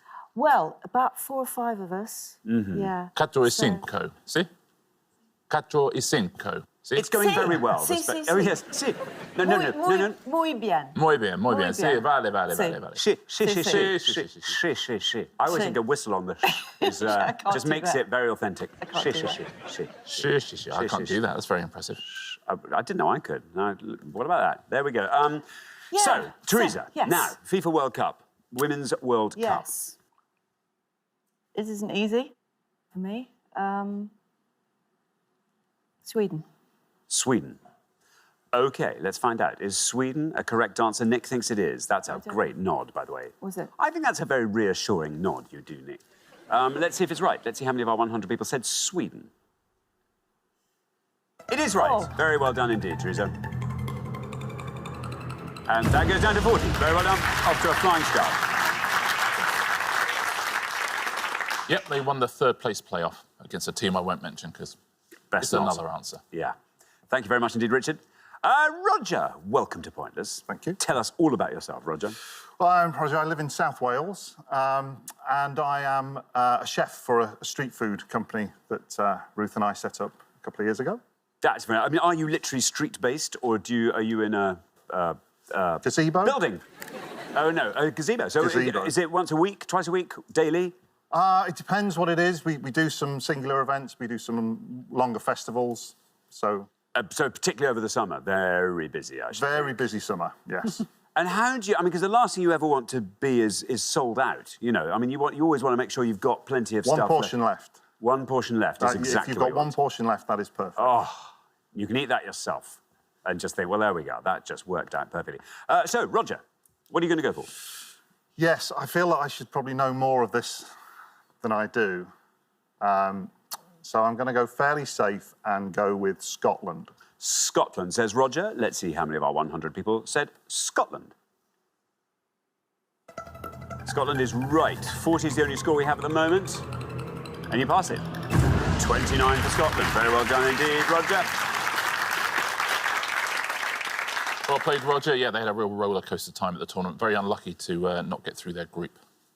Thank you very much, Richard. Sam, welcome to Pointless. Tell us all about yourself, Sam. I'm a chartered financial planner, which is a job I love, and I get to help people with their financial objectives, which is mainly around pensions and investments. See, that's quite fun. I mean, actually, because you sit around and you tell people what you're planning for them, and everyone likes the idea of investing and watching investments grow, presumably. Absolutely, yes. And that's quite an exciting meeting to have. And it's nice to see those plans come into fruition as well. Yeah.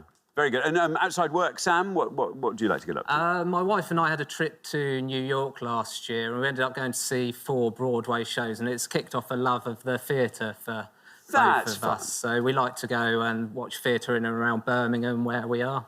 Excellent. And also football. Excellent. Good stuff. Now, Sam, what are you going to go for? I remember this team because they got a bit of a drubbing in one of the matches at the World Cup, so I'm going to say Thailand. Thailand, says Sam. Let's see how many of our 100 people went for Thailand. Thailand is right. Well, 40's the high score, 29's the low. And you pass both of those. Down to 9. Very strong play there on podium 3, Sam. Well done. 9 for Thailand. Yeah, well played, Sam. And as a numbers man, you're quite right. They got beat 13-0 by another team I won't mention. Thank you very much indeed, Richard. Toby. Yes. Welcome back. Remind us all about yourself, Toby. I've just finished university with my maths degree, and I currently rake bunkers on a golf course, so good use of my degree. That is fun, though, isn't it? Yeah, it's all right. It's quite good. It's quite nice being on a golf course. Yep. You know, how long are you going to be doing that for? Just for the time being, and I'm going travelling quite soon. See, that's fun. Yeah. That's good fun. And do you know any idea what you're going to do when you come back from travelling? Or maybe you'll use your travelling to work that out. Yeah, maybe. Hopefully I'll like it so much I'll stay out there. That's the aim. Just stay travelling? Yeah, forever. Why not? Now, Toby, what are you going to go for? Well, I'm not sure. There's a couple of quite obvious answers floating around my head that I'm going to pass over to try and help give Emma a bit of a shout. So I might have to go slightly more risky, and I think I'm going to say the Netherlands. The Netherlands, says Toby. Let's see how many of our 100 people said the Netherlands. It's right. 40 still the high score, 9 are low. You're there at 35. Not bad at all. 35 for the Netherlands. Yeah, got through to the final, Netherlands, so had a great tournament. Got beaten in the final by a team I can't mention. Sooner or later, someone will have been beaten by Scotland or Sweden or the Netherlands, and I can mention them again. Excellent. Thank you very much indeed. We're halfway through the round. Let's have a quick look at those scores. 9, the best score of the past, Sam. Very well done to you. We then travel up 20 points to your nearest rivals, Roger and Ruth, who are there on 29. Then 35 is where we find Toby and Emma. And then 40, a little bit ahead to Teresa and Nick. Nick, from the way you nodded at Teresa, I think you might know some good answers here. I'm hoping so, because we can't say goodbye to you at the end of this round again. That is not on. OK, so best of luck with that when we come to you. We're going to come back down the line now. Will the second players please step up to the podium? Emma, welcome back. Remind us all about yourself. So I've just graduated uni as well, and I'm currently working at a zoo. That's right. Does it involve any raking? Can you and Toby share raking tips? No raking, I'm afraid. And what are you going to do? Are you going to travel with Toby? Yes, we're travelling together. Yeah. That's nice. And maybe you'll find somewhere lovely to stay. Stay out there, yeah. Oh, that would be nice. Yeah. But any idea what you'd like to do? Charities is about as far as I've narrowed it down. OK, that's quite specific. There we are. Now, Emma, you're on 35. Yeah. Yeah, you're quite near the top of the scoreboard, but a decent score here would help. What are you going to go for? Well, I've got an idea which came into my head straight away, but I'm not 100% sure it's right, but I think I'm going to go for it anyway. And I'm going to say Cameroon. Cameroon, says Emma. Toby's not looking too upset about that. Let's see. I mean, you get a red line. At this stage, it's not entirely meaningful, but let's see how many of our 100 people said Cameroon.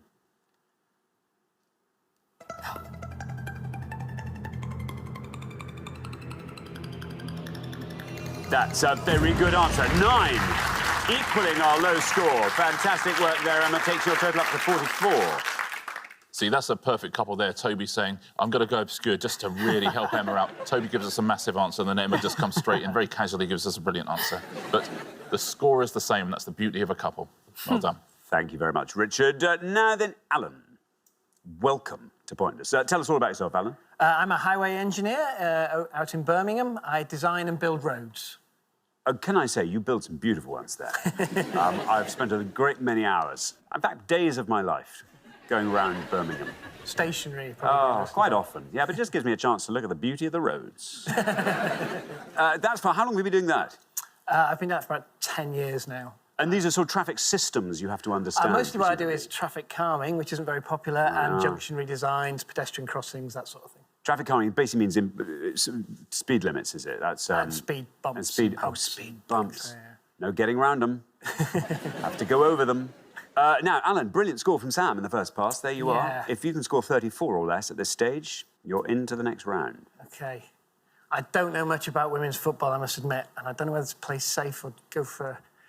I'm going to play safe, I think. I'm going to go for Italy. Italy, says Alan. Here is your red line. Can you get below this red line with Italy? Let's find out. It's right. And you've done it. Very well done indeed. 29 takes your total up to 38. Very well played, yeah. An educated guess, we call that. And I can tell you who knocked Italy out, because it was the Netherlands. So I'm allowed to say nice. that. That's good. We've come full circle. That's nice. Ah, thank you very much indeed, Richard. Now, Ruth, welcome. Hi. Tell us all about yourself, Ruth. I'm a business manager for a work-based learning company in South Wales. So I essentially do the day-to-day running of an educational establishment for 16 to 19-year-olds that want to do vocational training. Very good indeed. Now, and do you play a hand in the street food? I do. I was going to say. So what? By day, and then weekends it's street food, street food. Yeah. And that's great. How far in advance do you get the call up? About 12 months sometimes. We're sort of already taking bookings into next year. Nice. And do people get you for private parties as well? I imagine that's nice. Yeah, we did a wedding. That's a fun thing to do. Such a good idea as well. Yeah. Very strong. Now, Ruth, you're on 29. This is where it gets exciting. OK. I'm going to go for New Zealand. New Zealand, says Ruth.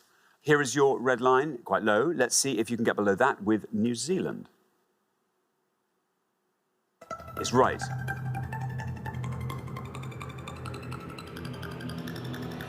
You've done it! Down to 7. Wow. It's getting slightly scary for Nick, but that takes your total up to 36. Well done. It's a terrific answer. Very well played. They finished bottom of their group, New Zealand. OK, now, this... Oh, a Ben Stokes-like last stand here, Nick, is what we need from you. Remind us all about yourself, Nick. I'm retired. I used to be a property developer with a big company. But now I occupy my time as a presenter on Bath Hospital Radio with my wife. You kept that very quiet last time. I thought that's why you do a husband and wife show. We do. How often? Just once a week. He's got quite a good bedside manner. Yeah, good voice. They've both got good voices. Hospital for it, radio, mate. that'd be...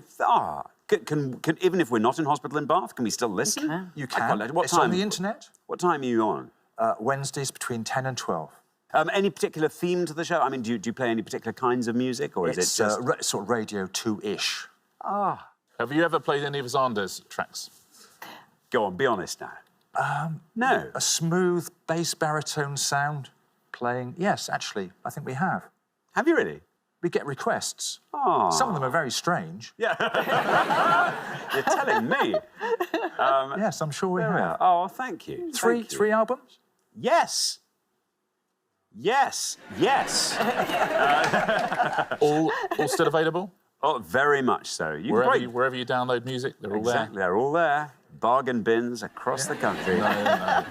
There we are. Now, Nick, this is exciting. We can't put this off any further. We have to get a score of 3 or less from you, Nick. Did you follow the Women's World Cup? Football and me are strangers. Right. So I start with that statement. Okay. So this is going to be interesting. This is going to be an informed punt. Uninformed punt, I think, is probably better. So I think I might go for Japan. Japan. Let's see what happens when we say Japan. Here is your red line. It's right.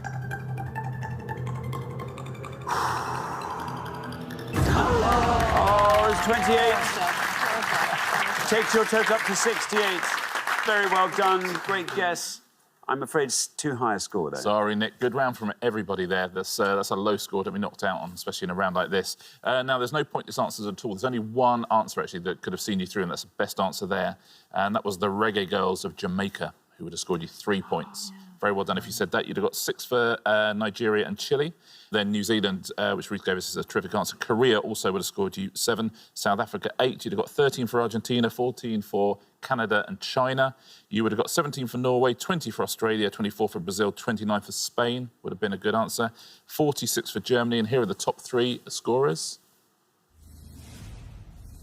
France would have scored you 63. It was in France, of course. England in second place with 80. And the USA, the winners, were top of the shop there on 85. You would have thought that England might have got more points than the USA. There we are. A lot of us watched it. Fantastic. Thank you very much indeed. Richard, well, we're at the end of our first round. We have to say goodbye to one of our pairs, and I can't bear it for the second time. It's a first-round exit. Nick and Teresa, it's been lovely having you on the show. Far too brief in both cases, but thank you so much for playing. Nick and Teresa. Thank you. The only thing you have to remember, of course, is this. It's the pair with the highest score at the end of each round that gets eliminated, but just keep your scores low. Everything will be great. Best of luck to all 4 pairs. Our first category this afternoon is international football. Can you all decide in your pairs? Who's going to go first? Who's going to go second? And whoever's going first, please step up to the podium. OK, let's find out what the question is. Here it comes. We gave 100 people 100 seconds to name as many teams that won a match at the 2018 FIFA Men's World Cup as they could. Richard? Yeah, just any national team that won a match in June or July 2018 at the FIFA Men's World Cup. Very best of luck. Thank you very much indeed, Richard. Joe, welcome to Pointless. Tell us all about yourself. Yeah, I'm from Stockton-on-Tees. I work for a family transport firm that's been going for around just short of 80 years. 80 years? Short, yeah. 80 years? So what department are you in? I work as a... there's about 5 or 6 of us who work part of a transport team who organise where all our lorries deliver to and where they pick up from. We distribute everything from insulation to sweets and chocolate. I mean, that's very exciting. Not just the sweets and chocolate, but just the moving of haulage. It's just thrilling. How big's your fleet? We have somewhere in the region of about 75 to 80 trucks. And are they all massive? Or do you have them in varying different sizes? The drivers are the trucks. I was thinking... Yeah. A bit of both. Both. OK. Joe, who are you thinking of? Which team are you thinking of? Right, OK. Yeah, I haven't had a chance to think of it. I can chat with Rich. Yeah. Yeah. So I'm thinking devises. Oh, yes. Lampeter. Lampeter. My mum's from Lampeter. No way. Lee, you Lampeter gets half a point. That's good. Yeah, there we go. That's nice. We must have had people from Lampeter on before. Joe. So sorry, Kate. Yeah, I'll have to go with Sweden. You're going to go with Sweden. OK, let's see how many of our 100 people said Sweden. It's right. And down that goes to 10. Good start to the show. Well done, Joe. 10 for Sweden. Yeah, I think it's a perfectly solid answer on that first podium. They won 3 games, knocked out in the quarterfinals, Sweden. Thank you very much indeed, Richard. Lee, welcome. Welcome. Tell us all about yourself, Lee. I'm a company director of an IT company in Biggleswade in Bedfordshire. Biggleswade, that's nice. There you go. Yes, that's good. one you can put on your list. Yes. What do you like getting up to in your spare time, Lee? I like to do a bit of computer gaming, but the risks aren't what they used to be, so I can't kind of play as much as I used to. OK, I don't know where to go with that. I'm just... Lee, what are you going to go for? Football is like the worst subject for me. Rugby was more my thing, so I'm going to go Iceland. Iceland, says Lee. Let's see if that's right. Let's see how many of our 100 people said Iceland. I'm sorry, Lee. I'm afraid that's an incorrect answer. It may not be the last. It scores you 100 points. Yeah, sorry, Lee. They were at the World Cup, didn't win a game, though. Famously, they won games in the European Championships, but not in the World, I'm afraid. But good news is your name is a town, and so that's helpful today. Yeah, on sea, of course. Well, Nice. there's 2. There's Lee, Greater Manchester, isn't there? There's Lee on yes, Sea. of course. Yeah, there we go. Lee on Solent as well, I think. Oh, they're everywhere. A lot of Lees. A lot of Lees. Thank you very much, Richard. Now, Polly, welcome back. Remind us all about yourself, Polly. I'm a third-year medical student at the University of Nottingham, so got 2 years left of that. Have you decided which bit of medicine you're going to go into? No idea. I think I've pretty much I've ruled out surgery. I think it's not really my scene. Tropical medicine. That'd be fun. No, a bit too scary for me. OK. What do you like so far? What's the bit that seems to appeal? A&E. That's quite fun, I think. OK, keep you on your toes. But I don't know. Might be a bit, that also might be too scary. Who knows? Who knows where I'll end up? What are the least scary bits of medicine? GP. GP, yeah. Have you had to give anyone an injection yet? Not injection. I've taken blood and done cannulas. Cannula. Even the word cannula brings me out of hives. Polly, football, what would you like to go for? This is a really bad round, but I think I'm going to go with Uruguay.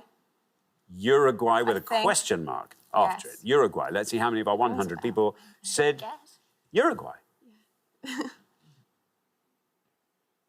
Uruguay is right. 100 is our high score, 10 is our low. Uruguay gets you 5. Very well done. Another team that had a good World Cup won 4 games, the Chiruas, they call them. What's a Chirua? The Chirua, it's an indigenous warrior tribe of Uruguay. So that's what they call their team. Thank you very much indeed, Richard. Now, George, welcome back. That was round 1. We said goodbye to you last time. Remind us all about yourself, George. I'm a student at the University of Reading studying economics. That is right. Tell us something dazzling and surprising about yourself, George. Well, I love cricket. I also really love football as well. I'm a massive Aston Villa fan. Also into going to the gym, like looking after myself. Yeah, just a big sports fan in general, really. OK, good. George, then this should play right into your I'm going to take a bit of a risk. Good. But I'm pretty sure they won a game. I'm going to go to South Korea. South Korea, says George. Let's see how many of our 100 people went for South Korea. It's right. Well, 100's our high score. We passed that. 5 currently our low score. Down to 3. Very nice indeed. Well played, George. You're quite right. They won 1 game, South Korea, so very nicely played. Thank you very much. We're halfway through the round. Let's have a quick look at those scores. 3, the best score of the past. Well done, George. Then we travel up to 5, where we find Polly and Abby. Then up to 10, where we find Joe and Katie. Then quite a long way up to 100, where we find Lee and Matthew. Anyway, we're going to come back down the line now. Will the second players please step up to the podium?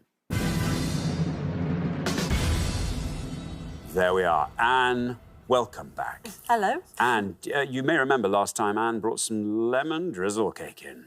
Well, I remember it being mentioned. That is definitely true. And I remember you had some, and I remember I didn't have some. And we discussed that it had been left in makeup, and so after the show I was looking forward to some. Guess how much there was left, Anne? How much? Nothing at all. Nothing at all. Someone has sent in some chutneys. Some chutneys, a set of chutneys. Really? I'm going to let you have... You can have my piccalilli.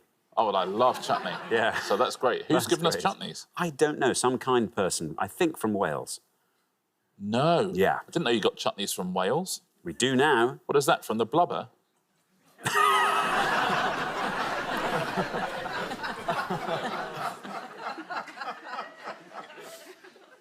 Anne, I'm so sorry. We interrupted you. Tell us about yourself. Remind us all about yourself, Anne. Right, well, I'm sort of a retired full-time mum because my children have now gone to university, so I've got lots of time on my hands, which is lovely. For making cakes. Making cakes and accidentally joined my local operatic and dramatic society last year. Backed into it by mistake. Yes. Sort of... How's that going? Yeah, it went great. I've never done anything like it before, but at Easter we did a run of Oklahoma, so we did a week. Brilliant. Oklahoma, and now I'm doing Singing in the Rain. Well, that's very exciting indeed. Now, Anne, you are on the 3. If you can score 96 or less, I'll try. You're straight into the next round. I'm going to play safe, because Georgia's done so well, and I'm going to go France. France, says Anne. OK, here's your red line. If you can get below this red line with France, you're through to the next round. Yep, you've done it. Well done.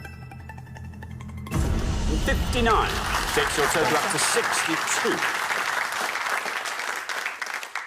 Yes, spoiler alert, France won the whole tournament. In case you're still waiting to catch up on the box set. Thank you very much, Richard. Abby, welcome back to Pointless. Remind us all about yourself, Abby. So I'm quite similar to Polly. I'm also a medical student from Nottingham. So much to explore there. What are you going to go into in terms of medicine? What beckons? I'm not really sure Still at the not moment. sure. I think something sort of like expedition medicine where you can like do it other places is quite cool. One thing I should tell you about Abby, we discovered that Abby is training to do a half Ironman, which involves swimming for about 50 miles and then running about 109, I think, and then you've got a bike. What is it? Yeah, bike to Scotland. For a week, that's it. It's something mad like that. What was it that drew you to this? So my oldest brother is kind of into that sort of thing. Right. And he was signing up for it, so I thought, oh, I'll just join him. When you're doing something like that, is there any stage of it that's fun? I mean, I haven't done it yet. I'm anticipating sort of the finish line bit. If you're alive. Abby, you're on 5. An amazing performance from Polly in the first pass there. 94 or less gets you into the next round. I think either we played Croatia at some point or France played Croatia at some point.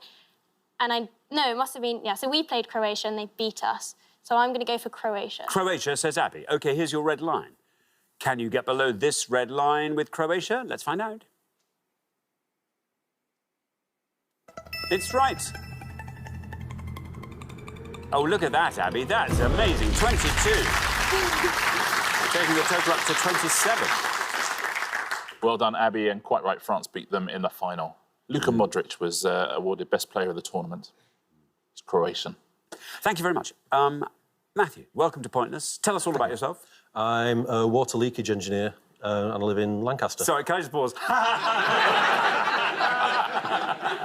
That's very nice. Sorry. That's fun. It is. That's fun. So how do you find the water leakage? A leaking pipe under pressure makes lots of noise, just like water coming out of a tap. OK, and these are leakages above ground or below, underground? So we find them before they actually come to the surface. Is it like in a sort of Bond film where you've got a sort of map with lights going... Like we're going to have on our map of the UK. Yeah. Yes, yeah, exactly. Yeah. Tamworth. Morpeth. Yeah. Kind of. Matthew, you're on 100. You're currently still the high scorers. The world in which you could survive would depend on you scoring less than 10. Yeah. I was really getting into the World Cup, and I can name a lot of teams, but I'm not sure which ones won. So I'm going to take a punt Costa Rica. Costa Rica, says Matthew. OK. It was fun. No red line for you, Matthew. You're the highest scorers. Let's see if Costa Rica is a correct answer. Let's see how many of our 100 people said it if it is. Oh, bad luck, Matthew, but you did exactly the right thing. That was the right spirit. Totally wrong, but the right spirit. Scores you 100 points, takes your total up to 200. It was the right thing to do. They were there. They drew one and lost to Costa Rica. Costa Rica, more like. Yeah.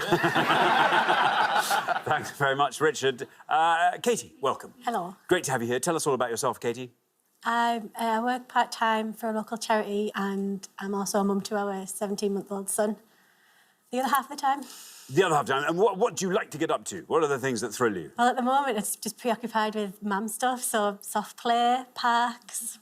Yeah, that's quite fun. Still enjoying that, though? Yeah. Yeah, it's wild. Good, good. Yeah, well... Here's good news for you. It doesn't matter what you score, I know. you're still in the next round. So this is good. That's a relief. What would you like to go for? I'm not a football person at all. This is Joe's forte. So I'm going to go safe. Well, I say safe and say Portugal. Portugal, says Katie. No red line, you're already through. How many people said Portugal? It's right. Down he goes to 16, taking your total up to 26. Very well done on that first podium. Yeah, well played, everyone there. There's only 2 wrong answers, and they were both teams that were at the World Cup but didn't win any games. There's only 6 teams in all that were at that World Cup didn't win any games. We've had Costa Rica and Iceland, also Australia, Egypt, Morocco and Panama didn't win any games. I'll give you some low scorers. There are 4 pointless answers. We will get to those. You'd have got 4 points for Switzerland, 3 for Denmark, Nigeria and South Korea we've had, 1 point for Peru, Senegal or Serbia. And here are the 4 pointless answers. Very well done if you said one of these. Would have added £250 to the jackpot. Iran was a pointless answer. Poland, Saudi Arabia and Tunisia. The top 3 answers, the ones that most of our 100 people said. Germany, 49. We've seen this one, France with 59. And unsurprisingly, England up the top there on 71.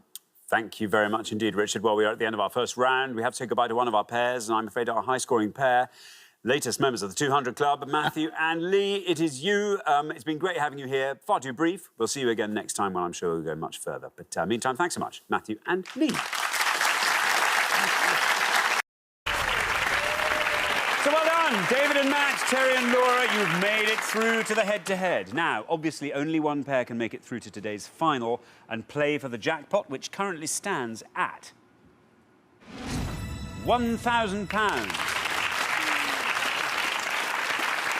OK, here's how the head-to-head works. You are now allowed to confer. Each team will take turns to give me an answer, and you'll each have an equal number of turns. The first team that accumulates more than 100 points, or the team that goes over 100 by the most, will lose. So, as always, to stay in the game, you want to come up with those facts that everyone forgets and score as few points as possible. OK, David and Matt, you've performed best over the first 3 rounds, so not only do you get to decide whether or not you go first, you also get to choose the topic, and your choice is between sporting legends or European history.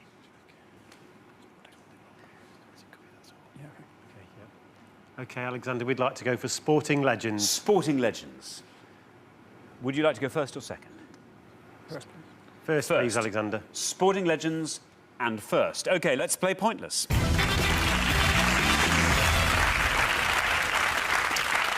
And let's find out what the question is. We gave 100 people 100 seconds to name as many members of the 1966 World Cup winning England team as they could. Richard, can you be any more specific than that? Yeah, we're looking for the names of the 11 players who played in the final of the 1966 World Cup against West Germany. If you need reminding, we won that, 4-2. OK, thanks, Richard. Now, remember, you don't want to go over 100, so you want to score the lowest number of points each time. Who are those members of the victorious England 1966 World Cup team that everyone else will have forgotten? OK, David and Matt, you are going first. OK, the first answer we'll give is Martin Peters. Martin Peters. Let's see how many of our 100 people said Martin Peters. It's the right answer. Not bad at all. Look at that. That means 22 of our 100 people said Martin Peters. That gives you a score of 22 after your first answer. Terry and Laura, your first answer, please. We are looking for members of the England team from the 1966 World Cup final. I would try and be... I'm going to go for little centre midfielder, Alan Ball. Alan Ball. How many of our 100 people said Alan Ball?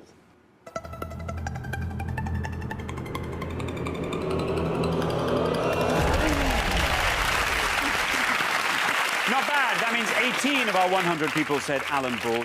So, one answer each.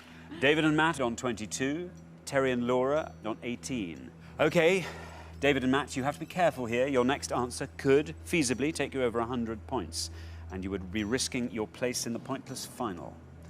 Your next answer needs to score 78 points or less. We are looking for members of the England team from the 1966 World Cup final. What's it going to be? OK, we'll go for Nobby Stiles. Nobby Stiles. There is your red safety line coming in there. You have to come below that red line to avoid going over 100 points. Let's see how many of our 100 people said Nobby Stiles. It's good enough.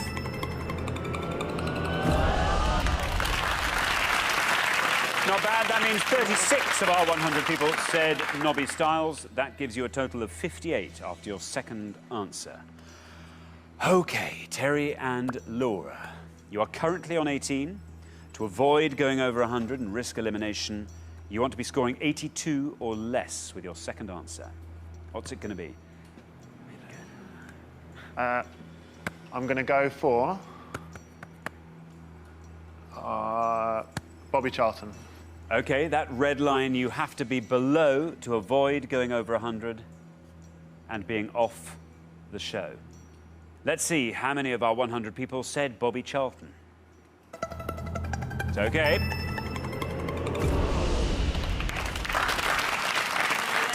That means 52 of our 100 people said Bobby Charlton. That takes your total up to 70. Right, you've each given me 2 answers now.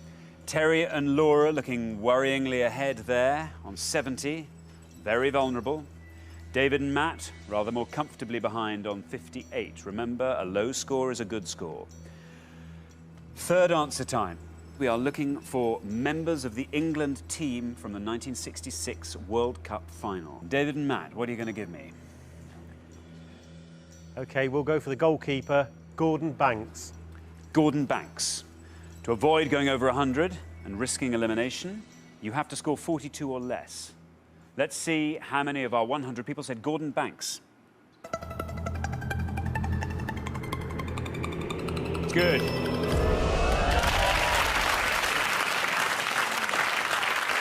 That means 25 of our 100 people said Gordon Banks. That takes your total after 3 answers up to 83. OK, Terry and Laura, we need a third answer from you. You are currently on 70. To avoid going over 100 and being kicked off the show, you have to score 30 points or less. We need a member of the victorious England World Cup 1966 team, an obscure one. I don't think it's right, and I'm going to kick myself. Is it Ray Charlton? That's your answer? Oh, my God. I don't have anything better, so... I think I'm going to have to take your answer. I think either way we're going to lose. You're going with Ray Charlton. Yeah. If it's wrong, you will score 100 points. That will take your score over 100. Let's see how many of our 100 people said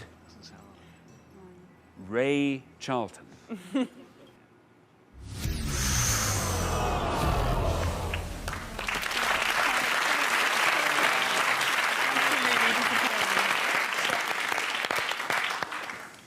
You have had 3 turns each, and Terry and Laura, you've gone over 100 points, so I'm afraid that means you are off the show. Don't despair too much. I mean, you've got another chance. Richard, what other members of that World Cup winning team should they have said? Well, I was going to say, don't despair too much either about forgetting Jack Charlton's name, because he would have got you 37 points and would have taken you over 100 anyway. There weren't any pointless answers. I'll take you through the 3 most obscure ones. The best answer of all you could have given was, well, the 2. Roger Hunt, the prolific Liverpool striker, slightly overshadowed by Jeff Hurst. Ray Wilson, the Everton defender, would have got you 6 points. And George Cohen, who holds a unique family double. He's the uncle of Ben Cohen, who's won a Rugby Union World Cup medal. He would have got you 13. The biggest answers, Jack Charlton would have got you 37 there. We've already had Bobby Charlton from Terry and Laura. And biggest of all, Bobby Moore. Amazingly, Jeff Hurst is 5th on the list, behind Nobby Stiles. What do you have to do to be remembered? Thanks very much, Richard. OK, Terry and Laura, you've wasted one of your chances to get through to the pointless final. We have to say goodbye to you for today, but we'll see you next time for your last chance. Thanks so much for playing. You've been great. But for OK, so for the second pass, the category is The Beautiful Game. Let's see what the question is. We gave 100 people 100 seconds to name as many goalkeepers who have played for England as they could. Goalkeepers who have played for England. Yeah, we're looking for anyone who's played in goal for England from 1966 right through to the beginning of 2011. They actually have to have played, no unused substitutes, just any England goalkeepers from 1966 to 2011, please. OK, thank you very much. Now then, Barry H. Goalkeepers who have played for England. Is this a good category for you? Absolutely not. I'm to football what Larry Grayson was to rugby league. But, hopefully, the name Peter Bonetti has come to mind.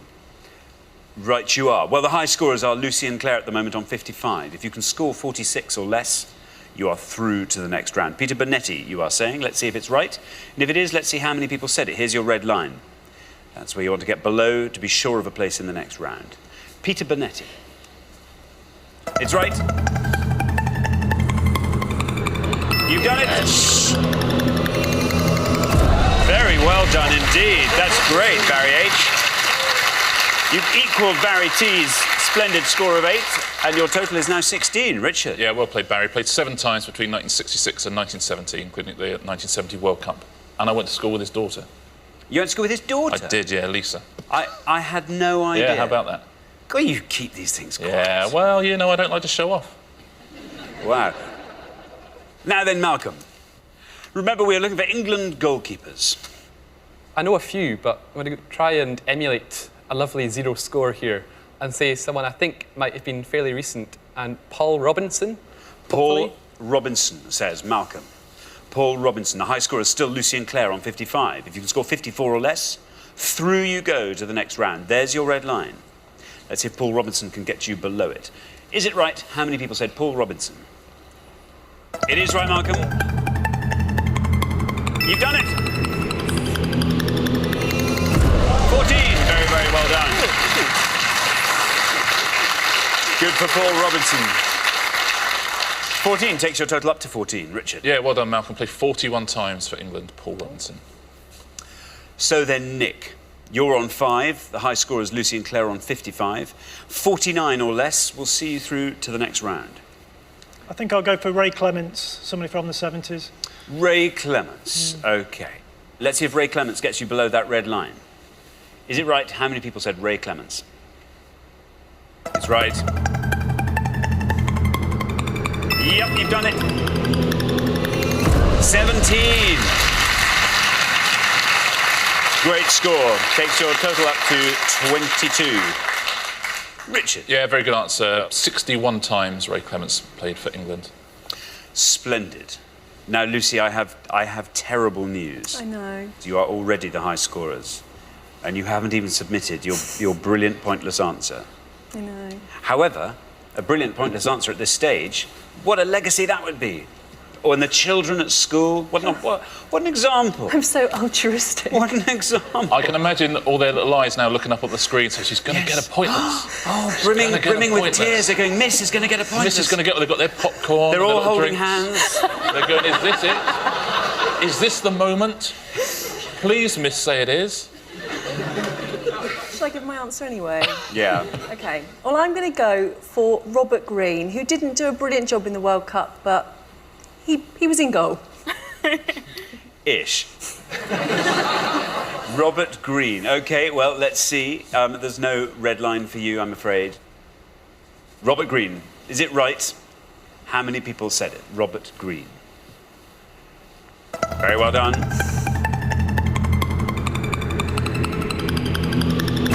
25. 25. That scores you, takes your total up to 80. Bad luck. Richard. Yeah, well played, Lucy. Good answer. Very tough category. 2 tough categories, actually, especially going first. Yeah, played in the 2010 World Cup, as you said. Let's take a look, see some of the pointless answers up there. I suspect some people at home will have said one of these. Nigel Spink, the Aston Villa goalie, he had 1 cap. Jimmy Rimmer, another Aston Villa goalie, also had 1 cap. And Richard Wright, the former Arsenal and Ipswich goalie. All of those are pointless. Very well done if you said any of those. Let's take a look at the most popular answers, the ones that most of our 100 said. David James with 35. Peter Shilton, of course, 53. And right at the top of the list, David Seaman with 55. Thanks very much, Richard. So at the end of round 1, the losing pair with the highest score. I'm so sorry, Lucy and Claire. It was a shame. No, it's such a shame. It's far too soon to be saying goodbye to you, but we will be seeing you again next time. We'll look forward to that very, very much indeed. Lucy and Claire, brilliant contestants. Thank you so much. Thank you. Thank you very much indeed. Hello, I'm Alexander Armstrong, and welcome to Pointless, the show that makes big winners out of the lowest scorers. Let's meet today's players. And couple number 1. Hi, I'm Joe. This is my colleague Paul, and we're both from Blackburn. Couple number 2. Hello, I'm Annabelle. This is my son Finley, and we're from Marlow. Couple number 3. Hi, I'm Will. This is Paul, my friend, and we're from Leicester. And finally, couple number 4. Hello, I'm Jen. This is my friend Jen, and we're from Kent. And these are today's contestants. Thank you very much, all of you. Very warm welcome to Pointless. Marvellous to have you with us. That just leaves one more person for me to introduce. 2, 4, 6, 8. Who can we get to invigilate? It's my Pointless friend, it's Richard. Hiya. Hey, everybody. Afternoon. Good afternoon. Good afternoon. So many Pauls, so many Jens. I know, so little unbelievable. time. We are 50% Paul and Jen. I know. 2 things weird. First, the Jens, Jen, Jen 1 and 2. Yeah. Both on the same podium. We'll have to get off Jen to look into that. Certainly. Weird thing number 2, and this really is weird. Yeah. Paul is Paul D. Yes. The other Paul's just Paul. Oh, that's interesting. I wonder why that is. I'm going to ask. Perhaps he's another Paul D. Or what if he's Paul 2000 and he's really a robot and he's trying to hide it? That's the most likely so far. Thank you. Now, listen, Beth and Luke didn't win the jackpot last time. This is good news. So we're going to add another £1,000 to it. So today's jackpot starts off at the princely £2,000.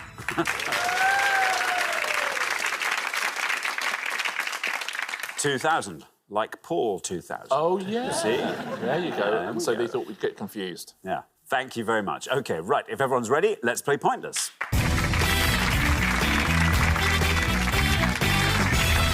All you have to remember is this: the pair with the highest score at the end of each round gets eliminated. So just keep your scores as low as you can. Best of luck to all 4 pairs. Our first category this afternoon is European football. Can you all decide in your pairs who's going to go first, who's going to go second? And whoever's going first, please step up to the podium.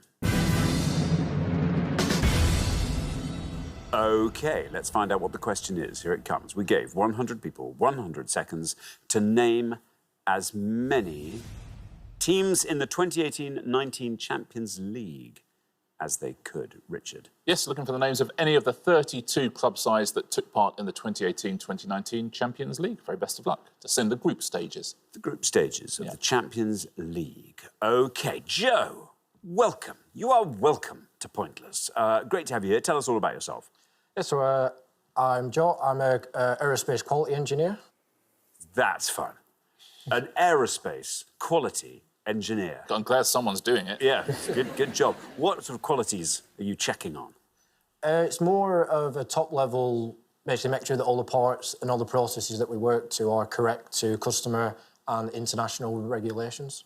Very good. So you're going through all the data, making sure it tallies with international specifications. Yeah, in a way, yeah.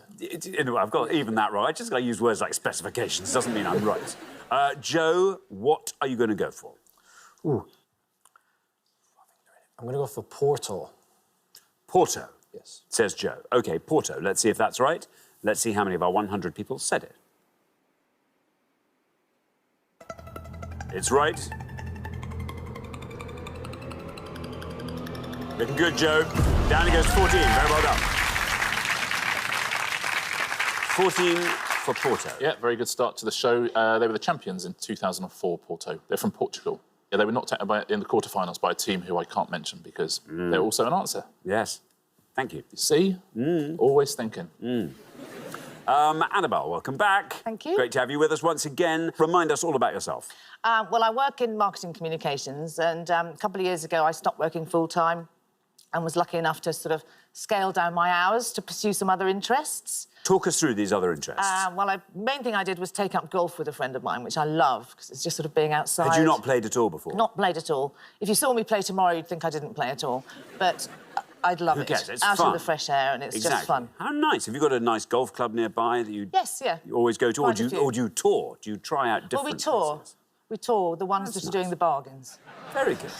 Good stuff. Bargain golf clubs. Bargain golf. The best kind. Annabelle, what are you going to go for? OK, well, I'm hoping this is right. I know if it's right, it'll be very high, but I thought I'll just go for it, and I'm going to say Barcelona. Barcelona, says Annabelle. Let's see how many of our 100 people said Barcelona. It is right. Down it goes to 51. It's a lot better than 100, Annabelle. Yeah, reached the quarterfinals for a record 12th consecutive year, knocked out in the semi-finals. I forget who by. Yes, thank you very much indeed, Richard. Paul, welcome to Pointers. Hi. Good to have you here, sir. Tell us all about yourself. I'm not a robot from the future or the past. Oh, he remembered. That's what a robot would Yes. say. Yeah, very true. The robot wouldn't be programmed to say, if it was supposed to be hidden, wouldn't be programmed to say, no, you got me. Yes. You would absolutely stick to the line. Ask him what his surname is. What's your surname, Paul? I'm actually another Paul D. Oh, see, that was it. You were right there first you time. go. He was Paul D, Paul D. But so which one, who got to be just Paul and who had to carry the burden of D? I think they probably took a punt on who was going to go further and... OK. And... value for money out of the sign, I guess. Do you think, that's a good point, do all our first names we ever have, they then go back and they just sit in a rack? You've got Paul A, just go through them, Paul W... In fact, we should stop keeping them in a rack because it's such a long way away. You just think it's too far. Paul, so any team from the 2018-2019 Champions League, what are you going to go for? I'm going to say Napoli. Napoli. Oh, it gets a powerful nod from Will. Let's see, is Napoli right? How many of our 100 people said Napoli? It's right. 51's our high score, 14's our low. We passed the high score. We passed the low. Down to 6. Very well done indeed with Napoli, Paul. Well played, Paul. Yeah, they got knocked out in the group stages. Napoli came third in their group. Thank you very much indeed, Richard. Now then, Jendi. Hello. Jendi. How are you, Jendi? I'm very well. It's great to have you here. Tell us all about yourself. Well, I'm a teacher from Kent, a secondary school history teacher, which is a fantastic job, I must say, teaching kids. And, yeah, and I'm quite keen on sort of outdoor fitness stuff. I don't do golf, but I do outdoor fitness, so, yeah. Very good indeed. Now, so obviously in Kent, surrounded by history, as I suppose one is pretty much everywhere, but do you ever take the kids out and show them history? Oh, most definitely, yep. So I work in Dover. We're just down the road from the castle, so we do that, yep. And I think I'm off to Hampton Court Palace in a couple of weeks, so yeah, we definitely make the most of that. Bit of a treat. That's going to be great. Well, I hope the weather's good for you. Thank you. Jen, what team are you going to go for? OK, I'm going to go with Ajax. Ajax? Yes. Ajax. Bit of a risk, but hopeful. Let's see how many of our 100 people said Ajax. It's right. 51 remains the high score, 6 now are low. 23 for Ajax, not bad. Not bad at all. Well played, one of the gens. It's a very good answer. They had a terrific tournament, Ajax, until they were beaten in a game which we mustn't discuss. Ajax of Amsterdam. Thank you very much indeed, Richard. Well, we're halfway through the round. Let's have a look at our field. Ooh, interesting, interesting. You were all completely equal just moments ago, and now this is where you are. 6, the lowest score of the past. Well done, Paul. Fantastic. Joe and Paul D looking pretty good on 14. Then up to 23, the gens. Then we travel quite a long way up to 51. Annabelle and Finley are to be found there. However, Finley, there's something about your bearing. I think you've got a good answer in there. Let's hope you have. Everything could change at the end of the next pass, so good luck to you all. We're going to come back down the line now. Will, the second players, please step up to the podium. OK, Jen, welcome. Tell us all about yourself, Jen. Hi, I'm Jen. I'm an assistant service manager for Kent County Council. I look after libraries, registration and archives. That's nice. How long have you known each other, Jen and Jen? About 25 years since we were at school together. Very nice. And there was confusion then that you were Jens. Yes, so we would sometimes get given the wrong homework back and I'd think, oh, fantastic, I've got an A in history. But that Jen had got an A in history. Who would get an A in European football? I suspect that Jen OK, well, the listen. A-star student again. Well, A, there we are. It has been set at 23 in that case. Let's see what you can go for. Any team from the group stages of the Champions League 18-19, Jen? OK, I'm slightly out of my depth, but I'm going to have a try for Bayern Munich. Bayern Munich, says Jen. H. Here is your red line. If you can get below that with Bayern Munich, you're into round 2, even at this early stage. How many people said Bayern Munich? It's right. And it gets you through. Down it goes to 20. Very well done indeed. 43 is your total. Yeah, got knocked out in the round of 16. Some very classy damage limitation on podium 4 there. That's the way to play the game, isn't it? Go safe, but not too safe. Yeah, and a lower score, I might add, than Jen D. Just putting it out there. Will, welcome to Pointers. Good to have you here. Tell us all about yourself, Will. So I'm the transformation lead for emergency and specialist medicine at University Hospitals of Leicester. Transformation lead. Yes. Wow, what does that mean? It's like when you have to charge your phone. So it's a lot about service improvement, patient experience. Transforming the experience. And cost improvement. And by lead, does that mean you're the most... I don't know, are you... I'm the lead of the Transformers. That's what I was hoping you'd say. He's the lead. They are robots. They really are robots. I can't believe it. Amazing. Yeah. Can't wait for him to pack himself away again at the end. In a matter of time. Will, you're on 6. If you can score 44 or less, you're through. I'm going to go for another German team. I'm going to go for Borussia Dortmund. Borussia Dortmund, says Will. Here is your red line, nice and high, comparatively speaking. Let's see how many of our 100 people said Borussia Dortmund. It's right. And you're through. Down against 15. Very well done indeed, taking your total up to 21. Could be contenders to be our low scorers there. Knocked out in the round of 16 as well, Borussia Dortmund, former winners of the Champions League. Thank you very much indeed.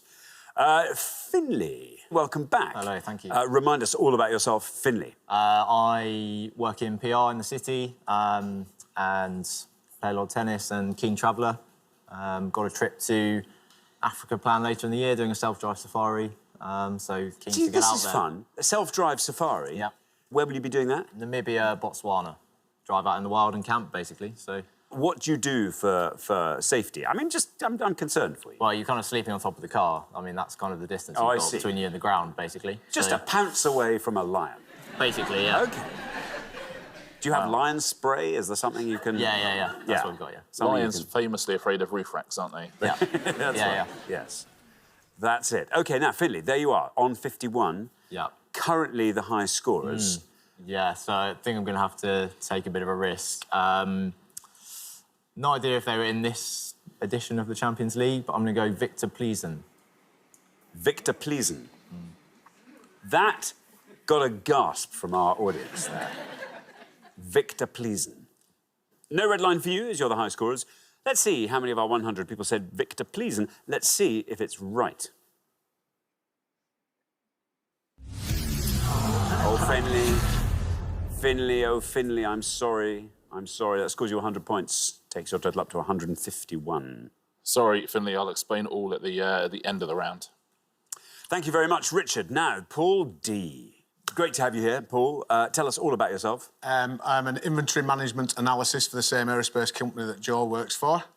Basically, I look after the freezer life and the inventory levels of carbon fibre materials, paints, resins and adhesives. Oh, that's the department I'd want to work in. Paul, the good news is you are through to the next round. What team are you going to go for? I have a vague recollection, coming away from Manchester one evening, that Manchester City played in a group game against Stuttgart. I'm trying to work out if it's this year, but seeing as we're through, I am going to say Stuttgart. OK. Stuttgart says Paul D. Let's see if that's right. Let's see how many of our 100 people said it. No red line. You're already through. Oh, no. Well, there we are. Fun to find out. Scores you 100 points, takes your total up to 114. Yeah, worth a go, though. It might have been Schalke you were thinking of, who possibly Man City beat 7-0. Yeah, it was that one. There you go.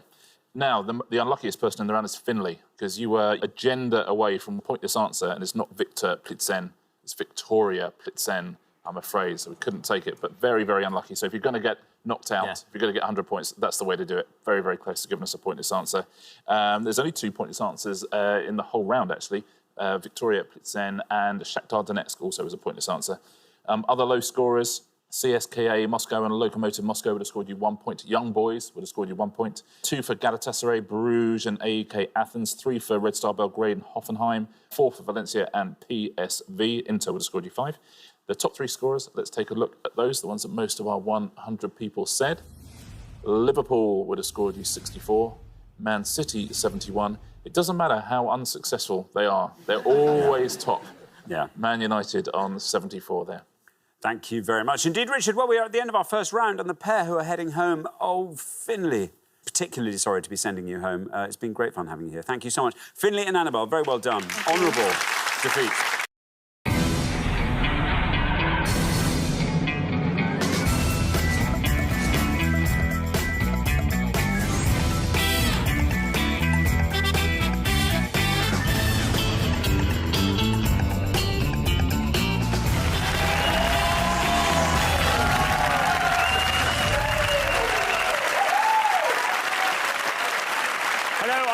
Armstrong, and this is Pointless, the quiz show where the lowest scorers are the biggest winners. To stay in the game, our contestants need to score as few points as possible.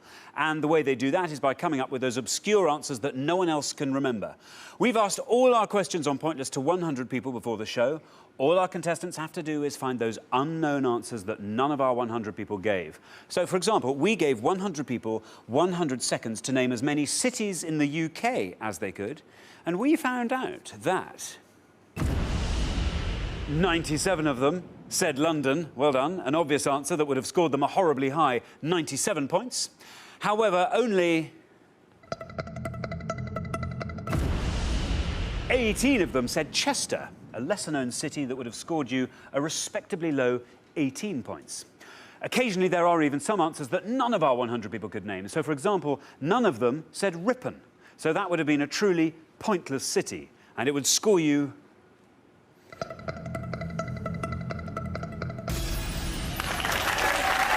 absolutely nothing. You see, that's exactly what you want. If you find any of those, then we will add £250 to today's jackpot. Let's meet today's players.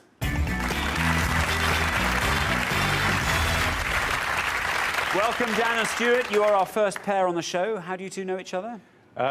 We're father and son. Excellent. He's a miracle child, actually. When he was 2 years old, he fell backwards down a flight of steps and landed on his head at the bottom of the cellar.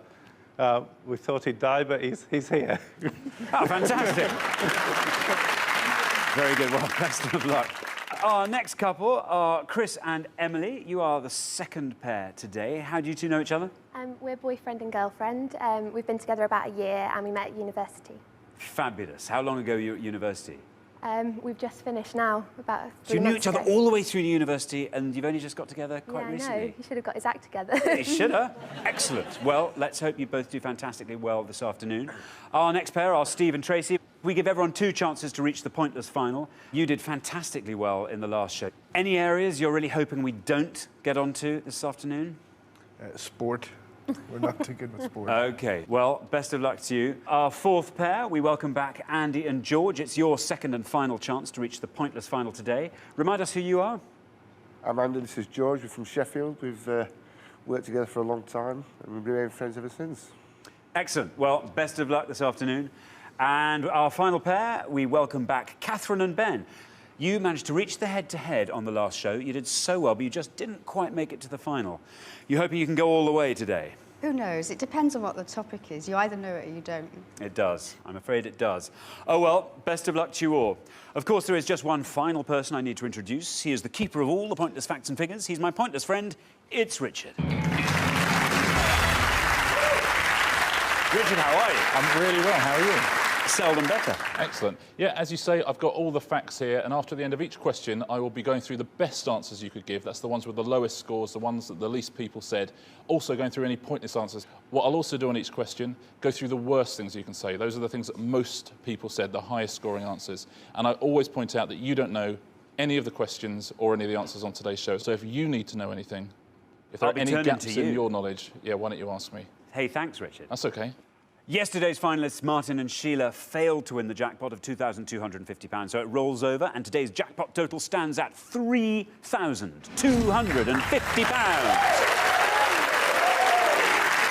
And we are really hoping that someone can win that this afternoon. But remember, if you find some pointless answers along the way, each one of them will add £250 to that amount. Let's play Pointless. In the first round, each of you must give me one answer and you cannot confer with your partner. You'll score 1 point for every one of the 100 people that gave that same answer. And remember, this is pointless, so you're trying to find the least well-known answers and score the fewest points. If anyone gives me an incorrect answer, they will, I'm afraid, score the maximum of 100 points, so do be careful. If you do give an incorrect answer, this will happen. You really don't want to see that. At the end of the round, your combined score will be totalled up and the highest scoring pair will be eliminated. Only 2 pairs will make it through to our head-to-head semi-final, so the pressure is really on. Our first category is sport. Hey, Steve. So can you all decide in your pairs who's going to go first, who's going to go second? OK, whoever's going first, please step up to the podium.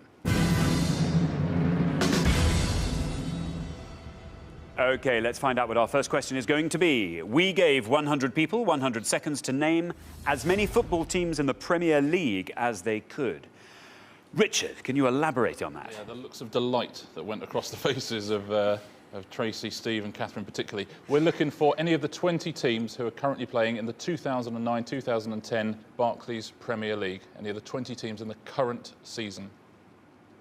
Right, Dan and Stuart, before the show, you all drew lots, and today it turns out that you will be starting us off. So, Dan, you are first. What are you going to give us? Burnley. OK, remember, you're looking to score as few points as possible. Let's see how many of our 100 said Burnley. It's a correct answer. It's good. It's very good. Look at that, 18. Well done, Dan. That means that 18 out of our 100 people said Burnley. On to our next pair. Emily, what are you going to say? Oh, my dad's going to kill me because I should really know this. I'm going to go for a risky one. Southampton. Southampton. Let's see how many of our 100 people said that. If it is a wrong answer, you will, of course, score the maximum of 100 points. Let's see how many of our 100 people said Southampton. Ah! Oh, dear, oh, dear. Unfortunately, that is a wrong answer, which means you score 100 points. Richard, Southampton. Yeah, you know what? I could not be any more gutted that that's not a correct answer. I'm a big, big Southampton fan. I think I'm taking this worse than Emily. Not only are they not in the Premier League, they're not even in the league below it anymore. They've gone down from that. Oh, bad luck, Emily. OK, just to remind you, we are looking for football teams in the Premier League, and we're looking for really obscure ones. Tracy.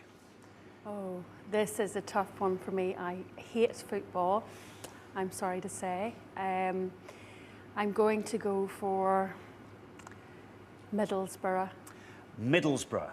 OK, let's see how many of our 100 people said Middlesbrough. Ouch! Unfortunately, that is also a wrong answer, which means you, like Emily and Chris, have scored 100 points. Oh, Richard, Middlesbrough. Yeah, Middlesbrough, unfortunately, they were relegated at the end of last season, so not as wrong an answer as Southampton. Bad luck, Tracy. On to our fourth pair. Andy, what are you going to say? I'm going to have to play safe. I'm Okay. hoping it's safe. I'm going to say Liverpool. You're going to say Liverpool. Let's see how many of our 100 people said Liverpool. It's good. OK, 76 out of our 100 people said Liverpool, which means you score 76. On to our final pair. Just to remind you, we are looking for football teams in the Premier League. Ben, what are you going to go for? This question's right up my street. I'm going to go for Wolverhampton Wanderers. Let's see how many of our 100 people said that. It's the right answer. It's good. Oh, that's good. Oh, it's very good. Look at that. That means that 20 of our 100 people said that. OK, we're halfway through the round. Let's take this opportunity to see how we're doing on the scores. Dan and Stuart are looking pretty good on 18. You keep up that low score and you're definitely through to the next round. But I'm afraid things aren't looking quite so hot for Tracy and Steve and Emily and Chris, both of whom are on 100. They've just got to pray that they can get a pointless on the next pass and that everybody else scores nice and high. OK, now we're going to come back up the line. Can the second players please take their places at the podium? Catherine, you are currently on 20. The high scores at the moment are 100. To be absolutely safe, you want to be scoring 79 or less. There's the red line you want to come below. If you are above that red line, you're looking vulnerable. If you're below that red line, you're definitely safe and definitely through to the next round. We're looking, need I remind you, for football clubs in the Premier League. I know so little about football. This is going to have to be a wild guess, so sorry, Ben. Everton. Let's see how many of our 100 people said Everton. You're through.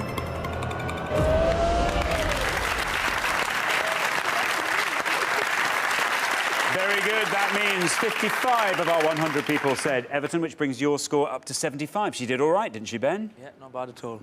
OK, on to our next pair. George, what are you going to say?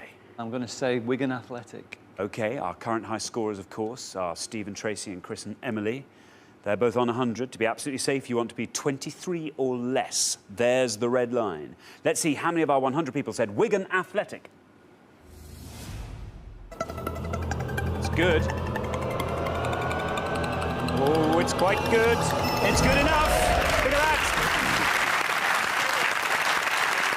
Well done, George. That means that 19 of our 100 people said Wigan Athletic. That brings your total up to 95. You're safe. You're definitely through to the next round. On to our next pair. Steve, I need hardly remind you, you are current joint high scorers with Chris and Emily. You've got to hope that you score as low as possible with this. I'm trying to think of the other team that was promoted. I think it was Birmingham. I'm not sure, but I'm just going to go for it, Birmingham. OK. Remember, an incorrect answer will score you the maximum of 100 points. Let's see how many of our 100 people went with Birmingham. Oh, it's right. And it's not bad. 27. That means that 27 of our 100 people said Birmingham. That brings your total up to 127. You are the current high scorers, but there's everything to play for. Chris, we're looking for football clubs in the Premier League. What are you going to say? I've got to have a kind of stab in the dark because I've got to don't want to get any more than 27. So I think I'm going to go for it. I think I'm going to say West Bromwich Albion. West Bromwich Albion. As you said, you've got to score less than 27. Ideally, you want to be scoring 26 or less to be absolutely safe. Let's see how many of our 100 people said West Bromwich Albion. Ah! Ouch! Unfortunately, that's another wrong answer, which means you score another maximum of 100 points. Richard, West Bromwich Albion. Yeah, again, exactly the same as with Middlesbrough. They were relegated at the end of last season. Bad luck. As you've probably worked out, you are now unassailably our highest scorers, so you will definitely be out at the end of this round. That's a sigh of relief for Steve and Tracy. On to Stuart and Dan. You're absolutely safe whatever happens. Why not see if you can find a pointless answer and add 250 quid to the jackpot? I'll go with Blackburn Rovers. Very good. Blackburn Rovers. Let's see how many of our 100 people said that. It's a correct answer. It's not bad. It's good. Look at that. That means that 19 out of our 100 people said Blackburn Rovers, and that brings your score up to 37. So that's the end of round one. The losing pair with an enormously high score, I'm afraid, is Chris and Emily. Bad luck. You just don't quite know your football enough, do you? I had to take a risk with that answer and didn't pay off, so... Well, that's always the tough thing in this show. You know, if you want a pointless, you really have to stick your neck out, and that does mean you are vulnerable. But, Richard, what answers should they have gone for if they'd wanted to stay in? Well, there were no pointless answers in that round, so I'll just take you through the bottom three, the three lowest scores, the three things you should have gone for. Burnley, which we got from Dan, which is excellent, one of the promoted teams. Very good. But then also Hull City and Stoke City, both of whom were in the Premiership, been there for a couple of seasons now. The top five in this were exactly the same as the top five in the Premiership last season. It went Man United, Liverpool, Chelsea, Arsenal, Everton, exactly the same as the top five. Well, thanks, Richard. OK, Chris and Emily, remember, everyone gets 2 chances to reach our pointless final. So we'll see you again next time for your final chance. But thank you so much for playing. You've been great. For the remaining... OK, and our question concerns Premier League football team nicknames by definition. Richard. On each board, we're going to define 7 words, which also happen to be the nicknames of Premier League teams in the 2017-2018 season. We just need you to tell us the words, please. You don't even need to know who the football teams are. So there's going to be 14 in all to have a crack at home. Good luck. Thank you very much indeed. Let's reveal our first board of 7 clues. And here they are. Large, fairly docile wasps that usually nest in hollow trees. Large birds of prey with massive hooked bills and broad wings, known for their keen sight and soaring flight.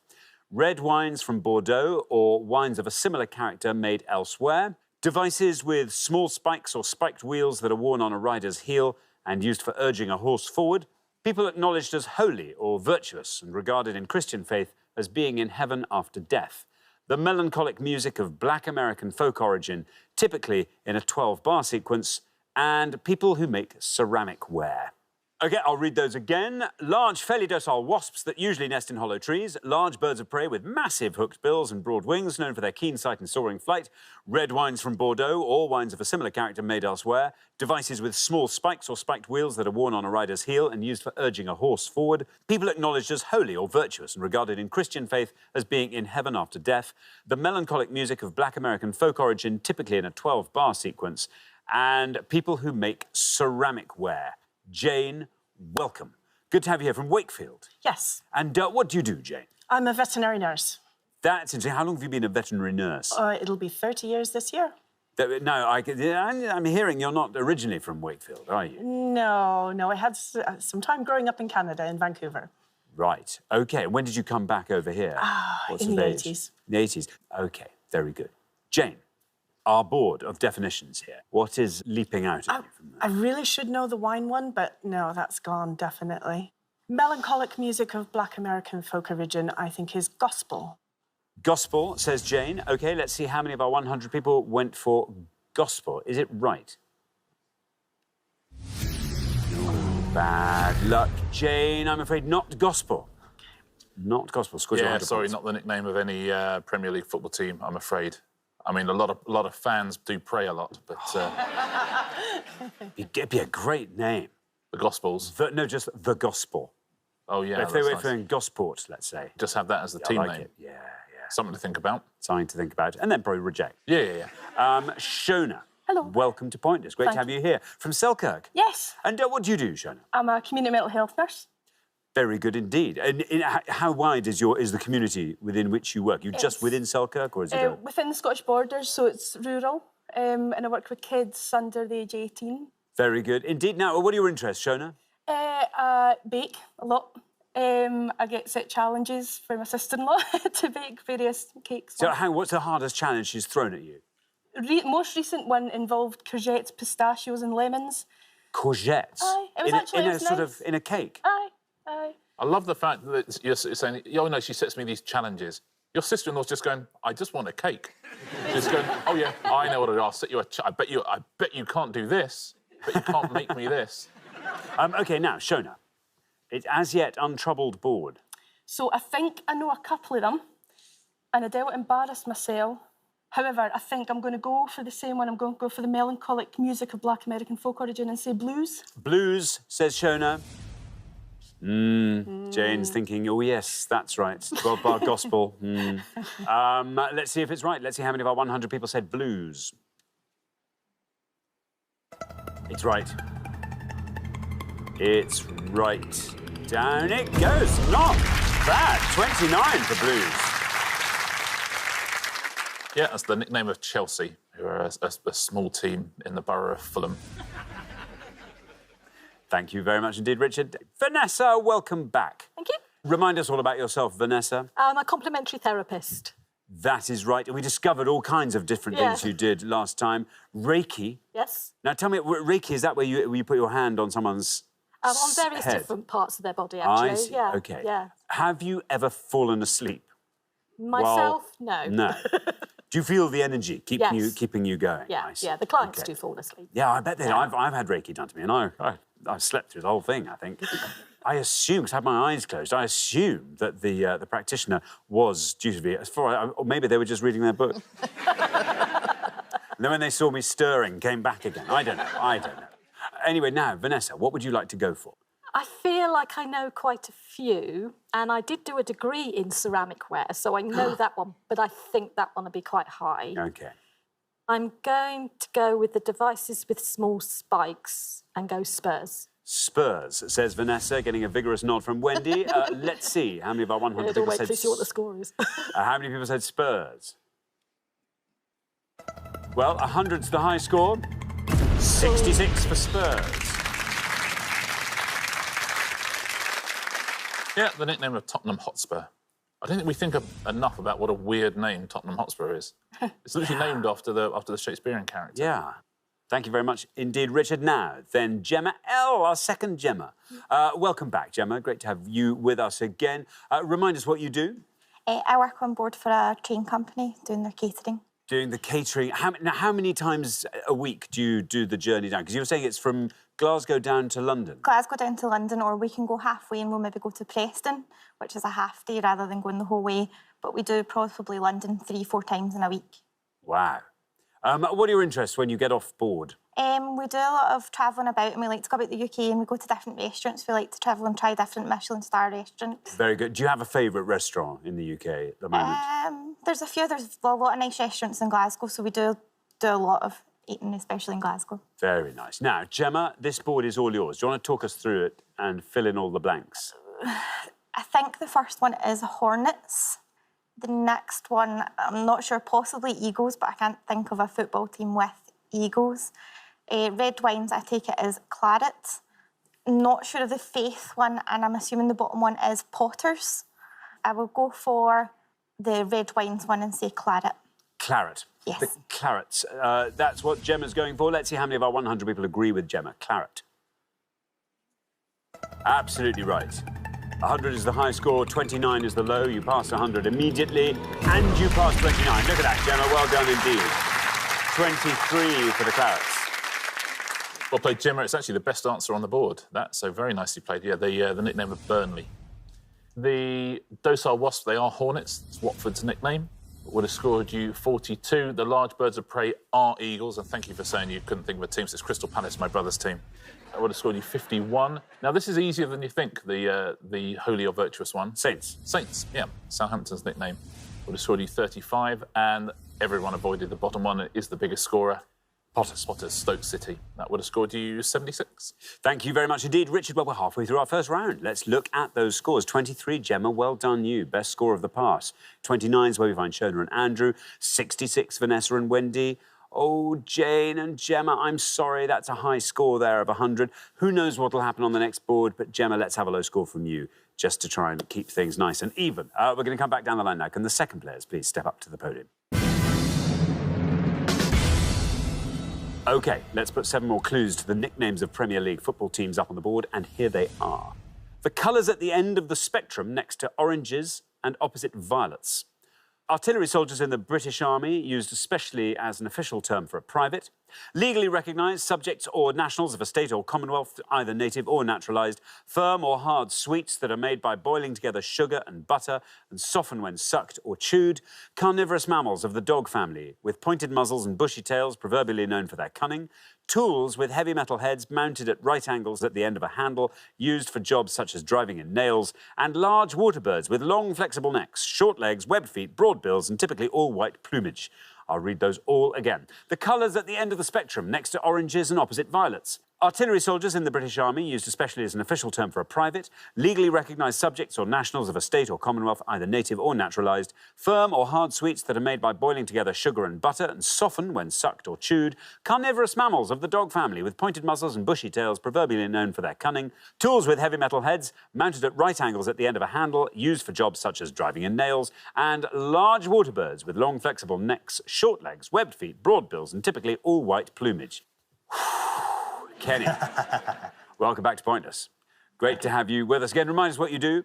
Yes, I'm a station dispatcher at Milton Keynes. See, that's fun. That is fun. How long have you been doing the actual dispatching?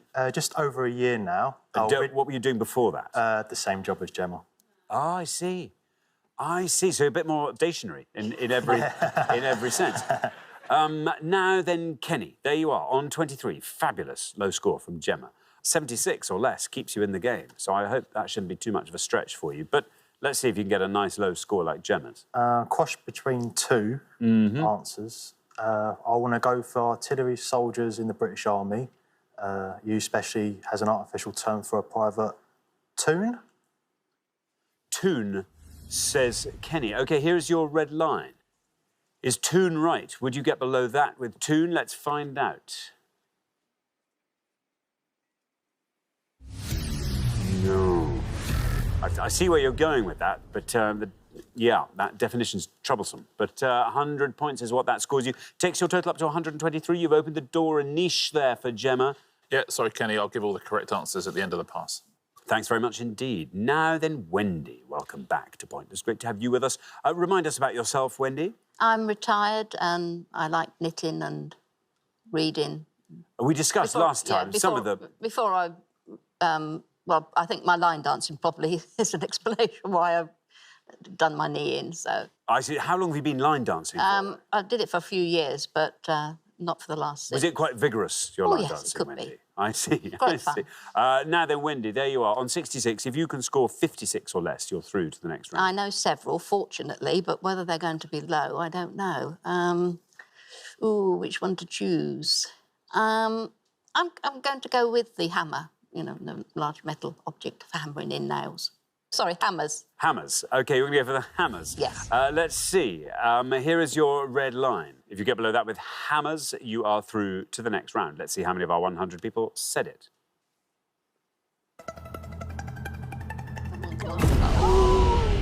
68. 68 for hammers. Takes your total up to 134. Ooh, it's exciting. Yeah, and they say that that nickname doesn't actually come... It's a West Ham's nickname, but it doesn't come from the ham in that name. It comes from the fact that the Thames Ironworks team. So it came from the hammers in the ironworks. That's interesting. Yeah, I suspect a bit of both was going on.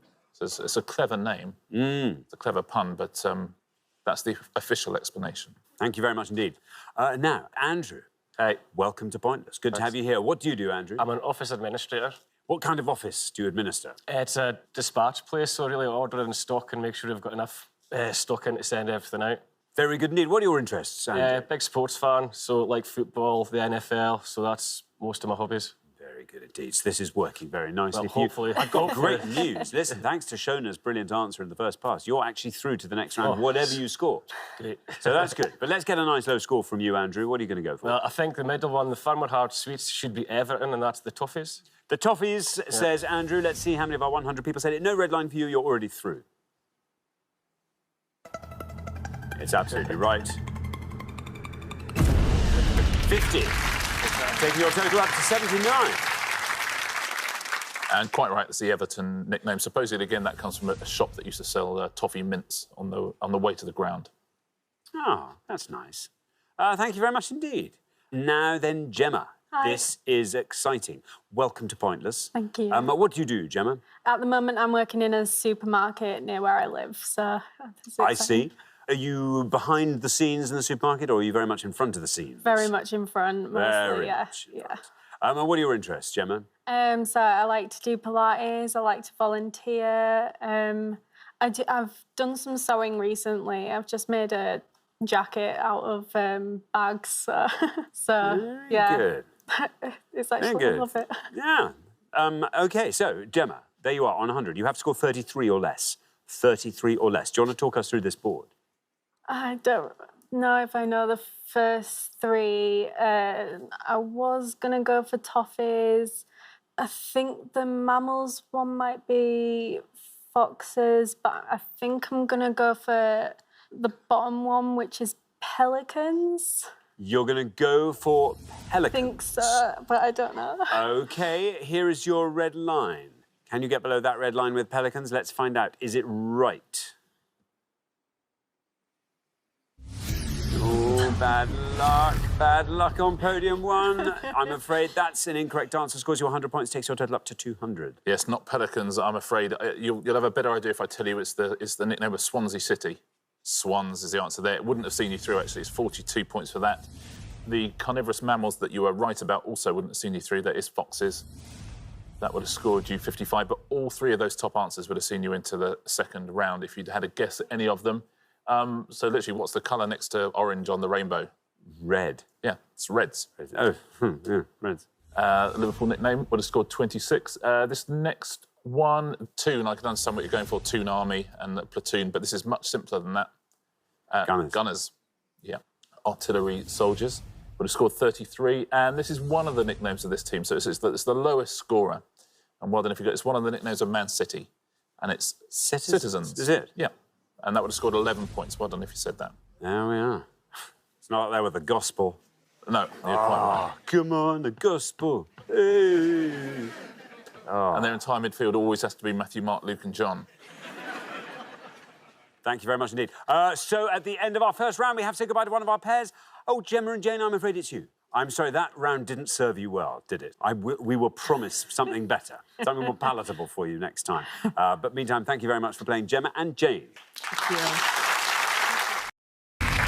Huge congratulations, Di and Ray. You've seen off all the competition and you've won our coveted Pointless trophy.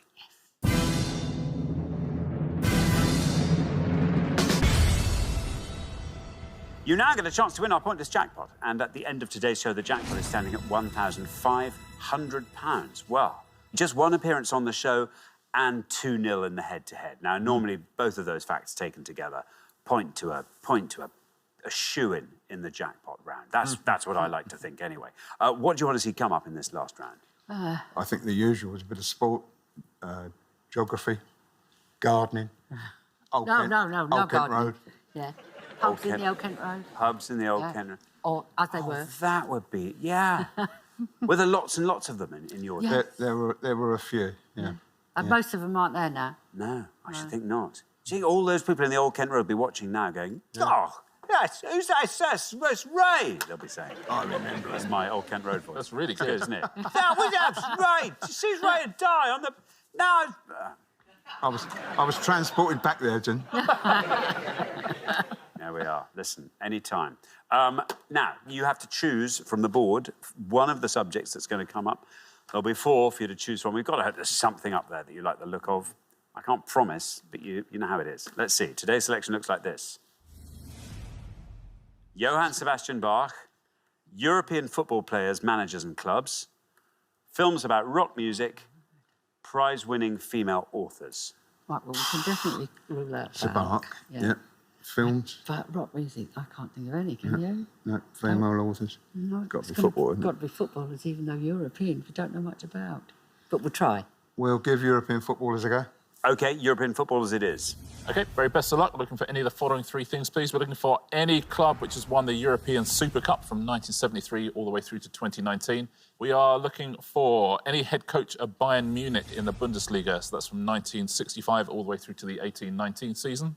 Or we are looking for any player who scored one of Barcelona's best goals ever. In 2019, they did their 64 best goals ever. any player who scored one of Barcelona's best ever goals. So Super Cup winners, Bayern Munich head coaches and Barcelona goal scorers. Very best of luck. OK, now, as always, you've got up to a minute to come up with 3 answers, and all you need to win that jackpot is for just one of your answers to be pointless. Are you ready? Yeah, ready? OK, let's put 60 seconds up on the clock. There they are. Your time starts now. OK. Right, if winners of European Cups, if you think about the likes of, well, Liverpool won it this year, number 1 in the past. Forest, wasn't it? Yes. So what about the German Dortmund, somebody like that? Players who scored Barcelona's goals. I don't know. I wouldn't know Head any. coaches of Bayern Munich didn't Mourinho do it? I wondered about that. We'll give Mourinho. Yeah, so we'll go for, I think, Nottingham Forest. Yeah, Liverpool. Liverpool. It's not going to be pointless. And Jose Mourinho. Think of another one of Liverpool. What about, I think, one of the German teams? Borussia Dortmund. Yeah, OK. OK, you happy? Yeah. OK, we're going to stop the clock. There, with 10 seconds still to go. We're going to stop the clock. So confident are you with your answers? Yeah, right. What 3 can you give me? If you could say which category you're... Right, so 2 from the winners of European Super Cup. We're going to go for Borussia Dortmund and Nottingham Forest. Borussia Dortmund, Nottingham Forest. And then head coaches of Bayern Munich, we're going to take a punt on Jose Mourinho. OK, Jose Mourinho. OK, of those 3, which is your best shot at a pointless answer? Forest, I would have thought if it's right. Yeah, Nottingham Forest. OK, Nottingham Forest we put last. Least likely to be pointless? I would have thought the German one. OK, Borussia Dortmund and then Jose Mourinho put in the middle. OK, well, let's put those answers up on the board in that order then, and here they are. We have got Borussia Dortmund, Jose Mourinho and Nottingham Forest. Well, 3 answers there. Wouldn't it be lovely if one of those turned out to be pointless and won you that jackpot? 1,500 quid. Well, be a nice thing to be taken back to Chelmsford. What would you like to do with it if you won, Di? I'd like to buy a few kitchen gadgets, perhaps spend a bit of it in the garden. Perhaps go out for a nice meal. Oh, all of those things? Yes. Surely. Yes. Ray, how about you? Well, I thought we might treat us to a nice day out at the Open next year. Oh, that'd be nice. Be good. Very nice. OK, well, best of luck. Memorable way. 3 good answers. Let's hope one of these wins that jackpot for you. Borussia Dortmund is your first answer. In this case, we're looking for any winner of the European Super Cup. If Borussia Dortmund is right and it is pointless, you leave here with that jackpot of £1,500. How many people said Borussia Dortmund?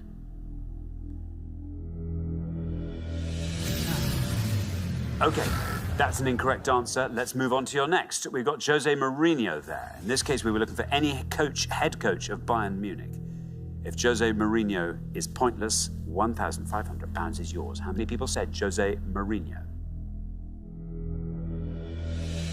No, bad luck. It's going well. It's going quite well. It's going very well. It's going as planned. Let's not dwell on that. Let's move on to your third and final answer, Nottingham Forest, because in this case, we're back on the European Super Cup winners. If Nottingham Forest is right and is pointless, you will win that jackpot of £1,500. How many people said Nottingham Forest? Is right.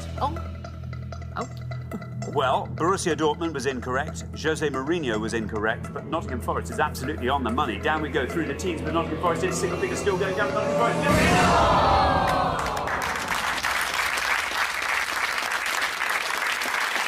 That is a great score. That was a brilliant answer. Very well done. And you ordered that beautifully, putting Nottingham Forest last there. Sadly, though, you didn't find that all-important pointless answer, so I'm afraid you don't win today's jackpot, but you do get to take home a pointless trophy. So there you are. And it's been lovely having you on the show, Dan. Yeah, it's been a real pleasure from start to finish. Thank you. So Borussia Dortmund got through to the final of the Super Cup, didn't win it, so not a bad answer at all. I'm going to go through the pointless answers here. There'll be names you know on this list, but in that 60 seconds, it's there's a random element. Winners of the European Super Cup, there are 5 pointless answers, and they are Anderlecht, won it twice, including beating Bayern Munich. Dynamo Kiev also beat Bayern Munich. Galatasaray, Zenit St. Petersburg beat Man United. Also Mechelen, the Belgian side, were a pointless answer. If at home you said Aston Villa, that's 2 points. Some people at home as well, I suspect, would have said Aberdeen, and they would have scored you 1 point. Now, managers of Bayern Munich, there's a name on this list I don't want to read out, and that's this gentleman at the top. He came on to be Fulham manager, so we'll pass him by and go on to Giovanni Trapattoni, went on to manage Ireland. Sorum Lerby, the Dane, Willy Sagnol, also a pointless answer there. Now, let's take a look, shall we, at players who've scored one of Barcelona's top 64 goals. Lots of good names on this list. Carlos Puyol, pointless answer. Dani Alves. There's Pep Guardiola, who was also a Bayern Munich manager, scored points. So Ronald Koeman you could have had. Hans Krankel. Stoichkov was a pointless answer. Luis Enrique was a pointless answer. Michael Laudrup as well. Philip Cocu as well was a pointless answer. Very well done if you said any of those at home. Thank you very much indeed, Richard, and thank you so much, Diane Ray. I'm sorry you didn't win our jackpot today. That will therefore roll over onto the next show, when we will be playing for £2,500. Join us then, see if someone can win it. Meanwhile, it's goodbye from Richard. Goodbye. And it's goodbye from me. Goodbye. So you get to choose between the Americas or football. The Americas or football? I'll go with either. But you've got to be the strong one. Well, okay. Okay. What do you reckon? I think we'll go for football. Oh, God. Football. OK, and would you like to go first or second? I think you might. Mohammed's thrilled with football. Yes. First? Yeah, go first. You're going to go first, and it's going to be football. OK, let's play Pointless.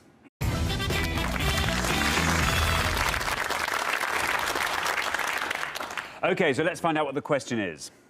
So we gave 100 people 100 seconds to name as many England football team managers since 1966 as they could. Richard. We're looking for any of the 14 men who have managed England for at least one game since 1966. There are 14 of them, and you've genuinely never seen a list of such sort of disappointed men in your life. This is genuinely a dinner party you wouldn't want to be invited to. OK, so remember, you don't want to go over 100, so you want to score the lowest number of points each time.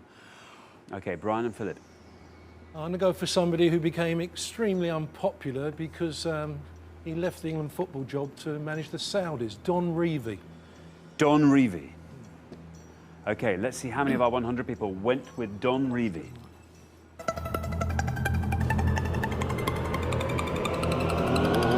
Oh, it's good. 13.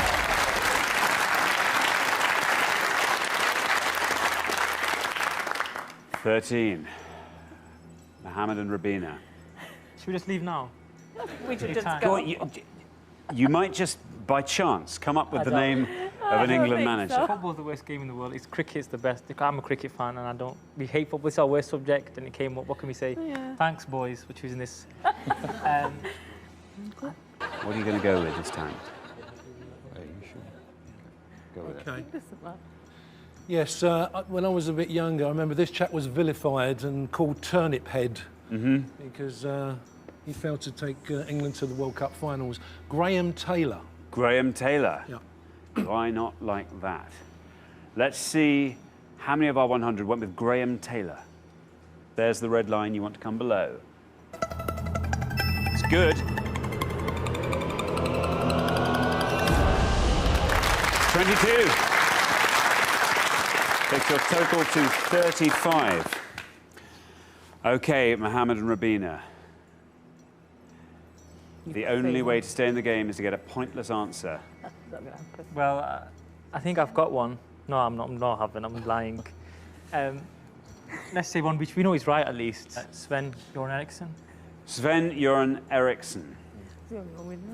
Let's see how many of our 100 people went with Sven-Göran Eriksson.